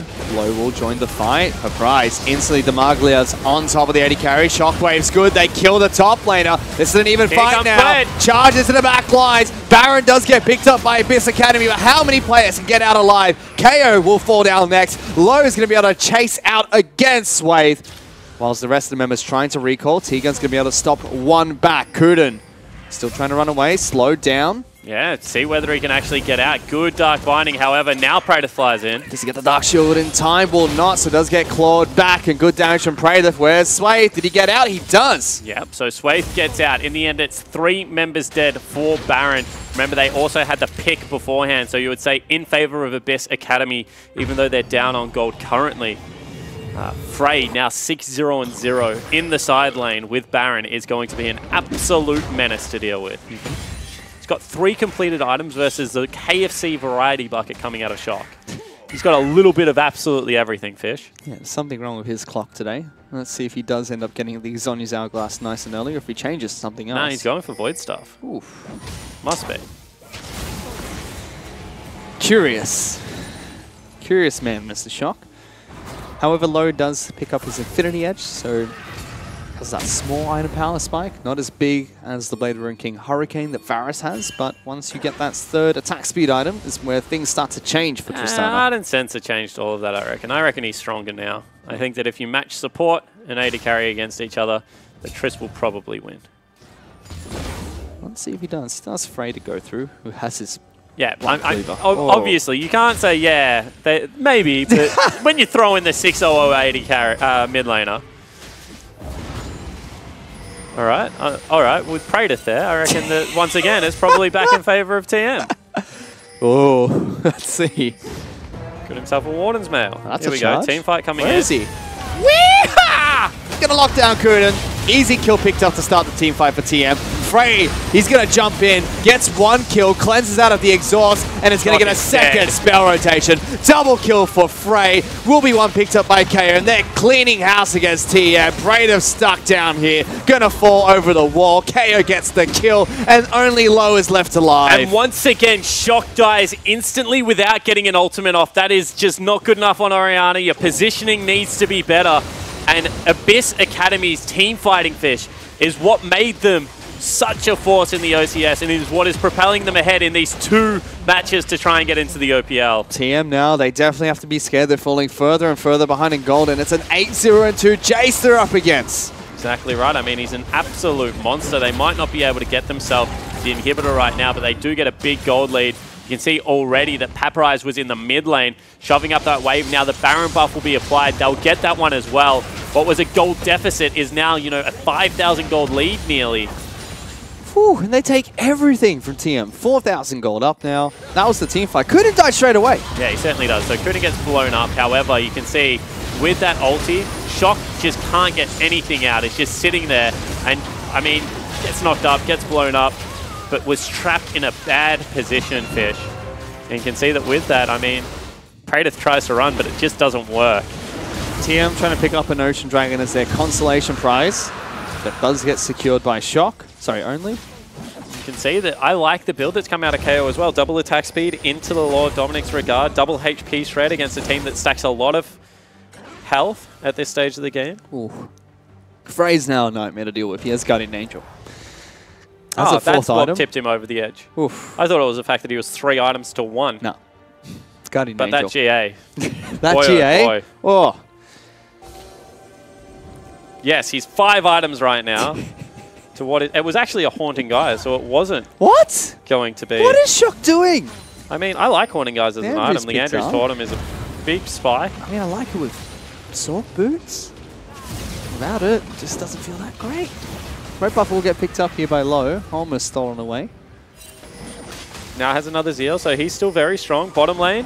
I mean, I still have my eggs in the Praedyth basket if they one-on-one Fish. A prize does flag and drag away. Gets out of the bear trap on a rope. But they're relying on a big shockwave here. Shock needs to get himself towards level 16. They do have a 4-on-5 advantage here. TM's teleport's coming up, whereas Paparize is way too far off cooldown. Look at this. Praedyth actually he's about to kill him. Looking for the 1-on-1. The Maglia comes out. Will be able to escape through the turret. Gets dismounted through that as well. But the big thing is he actually used his ulti. Ooh. So I don't know about that out of Praedyth. It means that they might be able to collapse Frey's on on him. team. He's going to die here if he's not careful. Where is he trying to recall? Uh-oh. Oh, he got over the wall. No, he spots him out. He's got the sweeper. Flash over. What have you done? Run away, Praedyth. Run away. It's not going to happen. 9 kills for the Jace. Yeah, but using a flash fish, that's a lot of an investment. I mean, he ran down, gave up positioning. Still probably worth it in the end. Maybe Paparize also flashed for it. 2 flashes. So they used 2 flashes. So what do they get in the next 35 seconds that would make that worth? What can they go for here, Spawn? Inhibitor, potentially, but it's still going to be a 4v4 because Paparize had to go back to base. I mean, the only thing that sticks out to me is now Paparize's teleport is coming back up, so Praedyth can't abuse his advantage while he's dead. Yep, correct. That turret takes a lot of damage. Shield from Karma. Let's Low step forward for a brief period of time. That hurts. Now has to step back again. Disgusting. But 5 seconds, and then Praedyth is back alive, and they're not going to get the inhibitor for themselves, Fishery. No, they won't. But teleports back up for the top laner of Abyss Academy. So let's see if that's going to be enough. Sway does get caught out slightly. Takes a bit of damage, but he's fine. Paparize getting jumped on again by Praedyth. Missed bear trap on the rope, so can't hunt him down further. Oh, kills all the minions. But you can just see how much pressure Praedyth has right now. He did go for a Randuin's Omen. See whether he gets himself a GA as well. Maybe just a little bit more offensive flare. It would be very Praedyth. Also would help him kill either KO or Frey, who you feel like he must be able to deal with in these team fights. Otherwise, it's just a lost hope. 4,000 gold. It's the lead that Abyss Academy have. You think about it, 30 minutes in, it's not that big of a lead. Just feels so much bigger thanks to the items Frey has. Yep. You just feel like Frey is holding, 90% of that gold right now. Maybe even more, given the fact that, you know, T-Gun is up in gold as well. No, he's not up in gold anymore, but he is holding, you know, 4,000 of the gold. So 1,500 up over his 80 carry. He's 4,000 against Shock. Big lead for Frey at the moment. Abyss Academy, they're trying to execute on it. This is where they want to be, you know? The hard part of the match, the macro is done for them. They don't have to do it thanks to good team fights. Now they just have to get a good team fight off. But they still need to be able to force in this space a little bit. Ooh. Good damage from low onto Swathe, forces him out. Yeah, that was a lot of damage. You can see it's because he's gone with the locket. So he's pretty much hitting him for regular damage, even though he hasn't got himself that last Whisper yet. Gargoyle Stoneplate will come up soon. Will come up, but soon. Isn't there yet. And you would think by the time that is there, given the fact that they're giving all the gold to low now, he's probably going to have himself a last Whisper. I mean, the Grag's going to have a lot of resistances. Locket as well as Gargoyles, because both magic resistance and armor, but no health, not much health for Swathe. I think this is a big call. If you go for Baron again and it's successful, you probably win the game right now if you're Abyss Academy. If you're not successful and your split push is losing this much, it might also lose you the game, Fish. I think that they want a team fight, not just the outright objective. Yeah, I was going to say, twice, 2 games already during this OPL Promo tournament. Abyss Academy have thrown it away at Baron. Once was the last match where they tried to force, and then we saw them do it against... we saw them almost do it against a couple of teams before that. You can see that instead of going for it this time around, maybe a little bit of nerves. This is the last chance they have to get into Patience. the OPL. Patience. That's also possibly what it is. They go back, they get Stoneplate, they get a Giant Spell. But TM... Phantom Dancer, that is probably good patience. TM have now caught up 1,000 gold, so they're only 3,000 gold behind Abyss Academy. Which I mean is that's a 4-item lead, but it's late into the Spread across game. 5 members.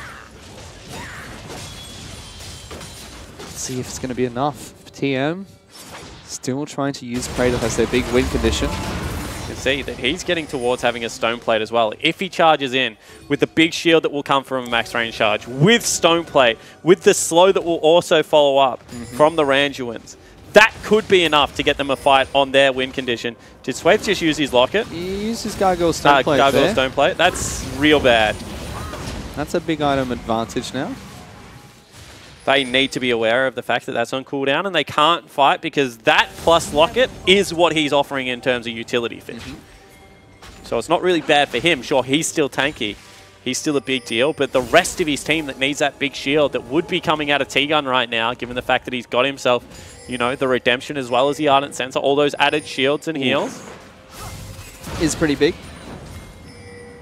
Let's see if it's going to be enough. Still TM waiting. They just want Low to farm up as much as he can. There's our Swathe, scumbag Swathe, leaving the game. Unfortunately, we have some technical difficulties here. If he's not in the game, they're not going to play 4v5 Fish. That's what I'll tell you. They're not that far ahead. Aww. So instead, we have a little bit of a pause. But I like what they've done this game. We said that, you know, maybe the team fighting inside of TM. The early advantage definitely went over to TM, but they played around Frey. They played around their superstar mid laner. He's now got them into the game. He's very much rolling, like 4,000 gold up. I mean, he's probably more than the gold lead right now. And eggs in Low's basket again on the other side of Summoner's Rift. You know, whilst Praedyth is ahead, he's still playing a bruiser. You feel like the Tristana has to be able to do work here. Is that going to be enough, though? Because Frey is so dominant in these team fights, getting 3-4 spell rotations off and just chunks out people. I mean, the way the team fights are playing out right now, no, it's not enough. The ideal 5v5, how these teams come together, I still think TM has the better team fighting comp. I think, you know, the backline should be disrupted sufficiently from a Sejuani ult, from the charge coming in from Kled, and then the fact that you got Ardent Sensor shields coming in for all your auto attackers, plus the Shockwave for further disruption. I don't see there's a world where the Tristana doesn't clean up. In saying that, what we've been seeing is Frey hitting the Shock Blast before the team fight starts, and then being able to get in between the tank line and the front line without really being targeted, and just blow the 3 members of the back line up. And if that happens again, they probably win the game. I mean, the cleanse has been crucial for him as well. Every time he gets exhausted by T-Gun, he's happy to cleanse it up. Or Shock as well, who's packing cleanse in the mid lane, so doing well for Frey.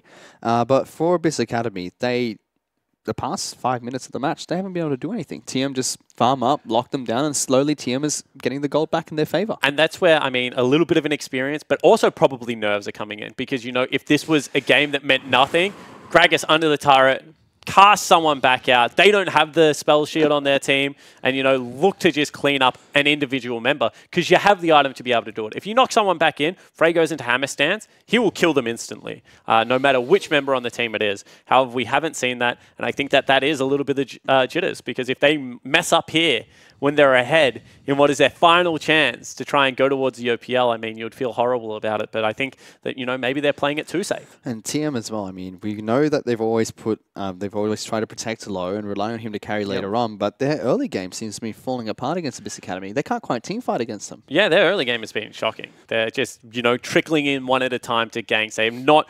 I mean, they went for a gank when there was people collapsing from both sides. Yep. Frey and Paparize on one side, you know, the jungler AD carry support on the other side. So I think that that's what's really been off for me, is their communication. What you expect out of the OPL teams just has not been as crisp as what we've seen in the past. Unfortunately, being able to get back into the game, Swathe has been able to reconnect. So we get this one underway. Remember, it's still match point for TM. A win here would put them back in the OPL, but Abyss Academy are trying their hardest to deny that and grant the Abyss organization an extra spot in the OPL. Brief extra spot. You don't get to keep it, unfortunately. But means a lot to the Orcs. Yeah, it certainly does. Would mean a lot to the players as well, being able to claw your way back into the OPL if you are Frey. If you were Kuden, would be a massive deal. T-Gun, very greedy. Oh, they knock Swathe over the wall, and his ultimate is not good. Chunk down to half health. Low is chasing down. The shields mean that the Dark Binding is not going to be enough to lock him down. Low, though, very low. Forced to flash over the wall. Price goes over. It's a one-on-one between Tristano and Jarvan, and Tristano wins it. One more to attack. He's going to have the recess now. Let's check out on the rest of the fight. No one else has died. It's going to be Praetor that flashes forward, trying to get the remount. Will successfully do it, and TM wants to chase them down. Low health bars. Blade of the Ruined King used right there, somehow slowing them down. They can't find any more, but the team fights for TM are slowly turning back around. But look at all the summoner spells that were burnt, and Praetor might actually be caught here. Potentially not. You can see that, you know, heal as well as flash and cleanse. All of those summoner spells, one of them held by T-Gun, burnt at the same time. Only and Praetor both flashed. Only really... KO and Kuden using one each, not even their flashes, and Paparize using his flash. That's a pretty massive win, even though they'd lose the team fight. And TM have been able to hold off for 5 minutes at a time. Let's see if they can do that again while waiting for summoners to come back up. But crucially, Frey got a Shock Blast combo onto low. Thanks to the shields from T-Gun and Shock, did nothing. Yeah, exactly right. That's what we've been expecting, right? T-Gun shields are starting to get bigger. Shocks are massive at this stage of the game, even though he's still behind. That's just the power of playing Orianna. This is the joy of playing Protect the Tristana. Even though you tank some binds, you're not really going to fall down. And they go Baron. I think they just want the Firefish. They're trying to turn for it. Ultimate comes out from Sejuani, locking down Kuden. Satchel charge on top of it, but the Dark Shield's going to survive. Only will be the first casualty. TM now 4 on 5. Shockwave. Still want the fight. Shockwave's good, but Praetor gets dismounted. No more frontline left for TM. However, Abyss Academy, their health bars are very low. And just because of the fact they don't have summoner spells, TM play that one a little bit hesitant. Huge Shockwave hits. Normally you would expect low to fly into that team fight. Does not go for it, Fish. And because they haven't got this mid lane turret, it's so hard for them to get any priority. Ooh. And now Abyss Academy actually start up the Baron. Praetor went back to base, has teleport in, is going to teleport in. Has ulti as well. Is trying to do the same thing. Redemption's coming out from Abyss Academy. And Frey's actually isolated himself from the team, which means that they're going to have to be very careful. Without the 9, 0, and 3 Jace, you don't have enough to defend this turret. TM's going to be able to take it down. So they burn teleports to go for this. Charge actually comes through, trying to lock down Swain. He pops his Gargoyle Stone play. Dark Binding onto Praetor under the turret. Jarvan jumps in. Rowe forced to rocket jump away. And Frey has now got the flank.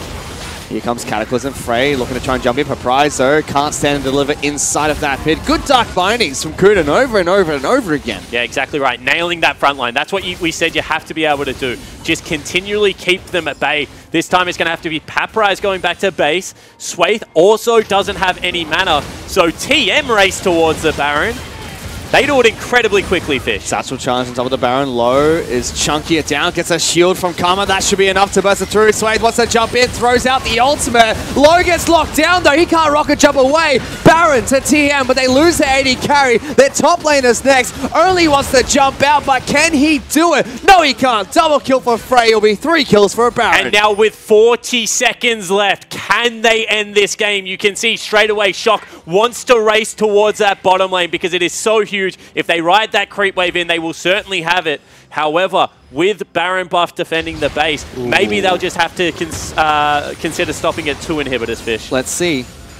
This Academy are chasing for it. 20 seconds on low, the comeback up. That's what you think the breaking point for TM could be.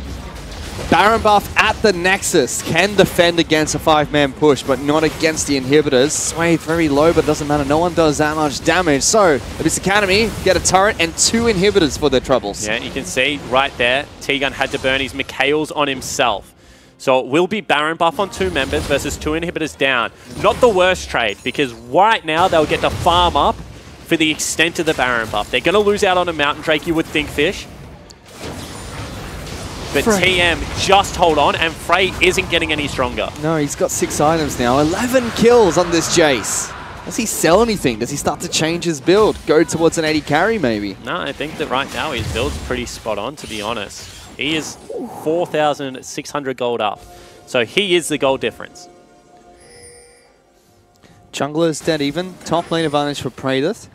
Slight advantage in the 80 carry position. KO has 1,400 gold up over Low, but Low has the much more expensive build. This late in, Tristana is going to hurt and should be rapidly approaching 6 items as well. And let's talk about, I know that we talk about it a lot, but attack range as well as the ability to have an Infinity Edge user with 80% crit at this stage of the game is pretty much irreplaceable. You see that now KO is going to go towards it. He's going to go for the last item, IE.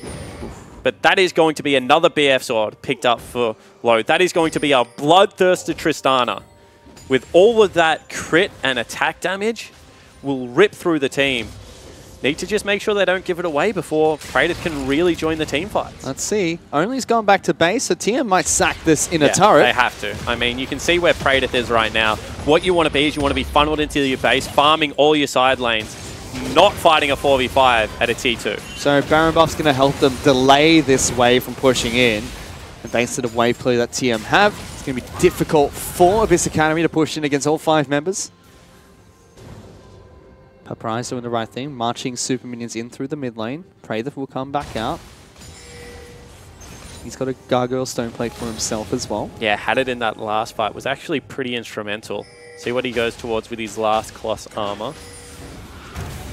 I think that you just wait for full builds right now if you're TM. You're happy to just sit here with your Baron buff, preserve the last turret, and just farm those creep waves as they come in. Because once Orianna picks up her Death Cap, as well as that Zhonya's Hourglass, once Bloodthirster has been finished up, you're in a position to be able to 5v5 with the full extent of your comp. See the shields coming out there, save a lot of the damage coming up from the Shock Blast combo. Shock will take quite a bit. Yeah, they're making it hard for T-Gun though. His shields are doing a pretty good job at keeping them safe, but if you keep face tanking it, Fish, it eventually will start to chip you down.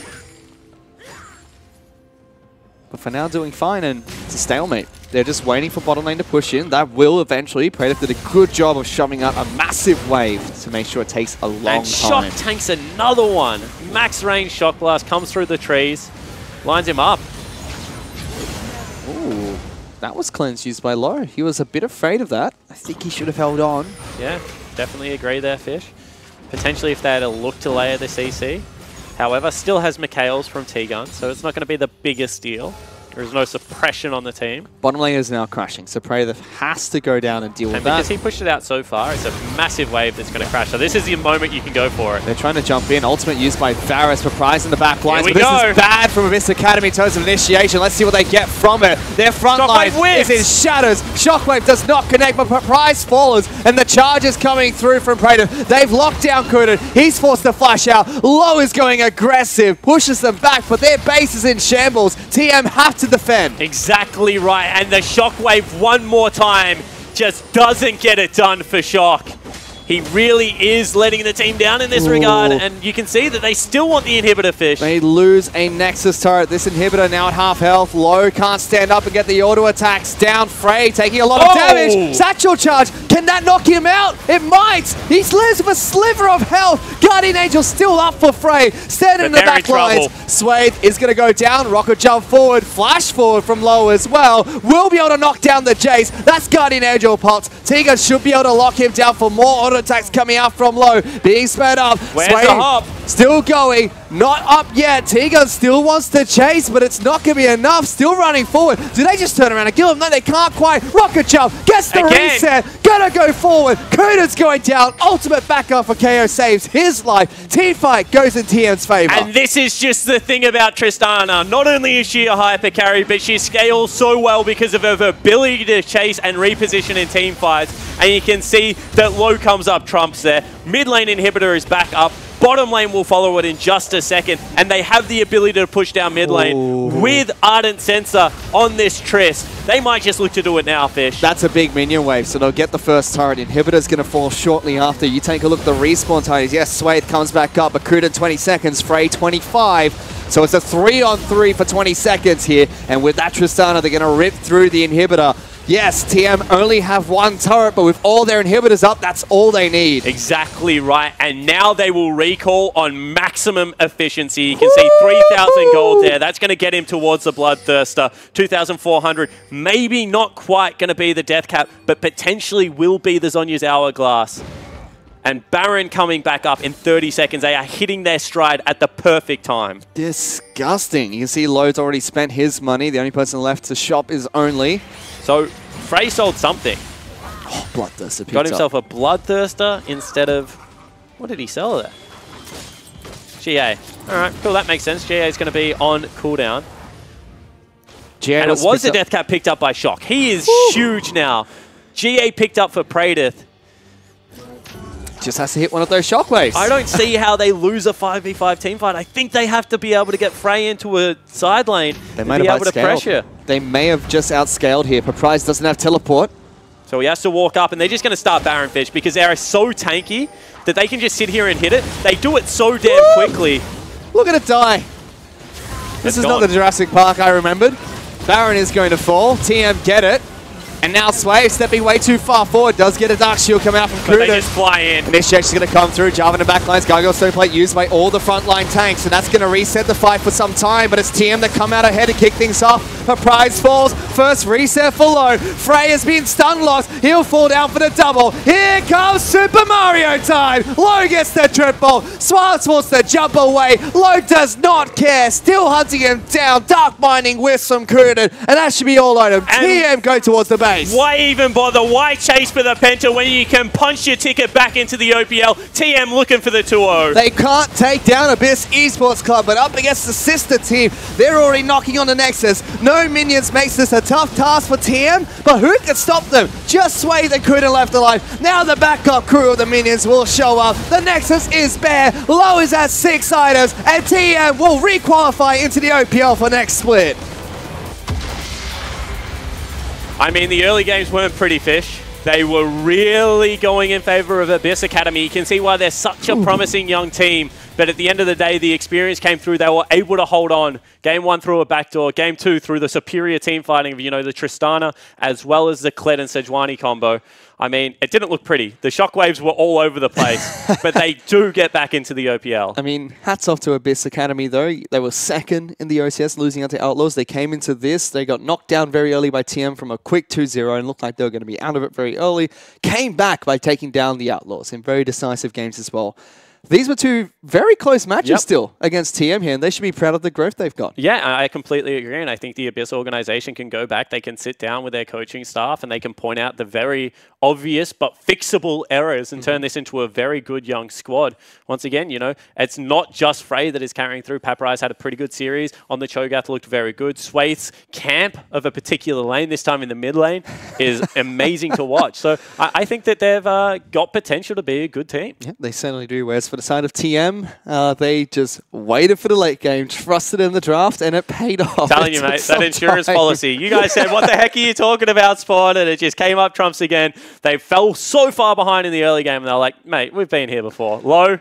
All the eggs in your basket, go towards a very late game oriented build. It's probably one of the most expensive builds in the game, Fish. I mean, throw Trinity Force in there and it might just be that. And he just took over. Well, that means going into 2018 Split 1 of the OPL, we're going to have the exact same teams unless organizations do change, but a little bit different in terms of the stat ranking. Regicide now are trying to push for top 5, potentially trying to push for playoffs. Yeah, potentially. I mean, Regicide, especially when they started playing these funky compositions that no one had played against, I mean, the way they team fought around the ribbon was terrific. So I'm interested to see what happens. TM, obviously, maybe some shake-ups there. We've heard rumors about T-Gun. Will he, won't he? Is he going to retire?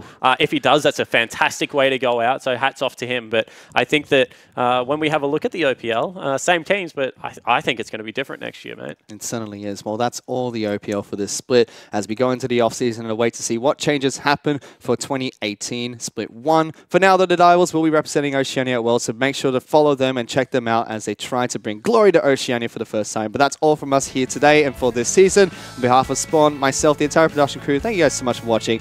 See you guys next year.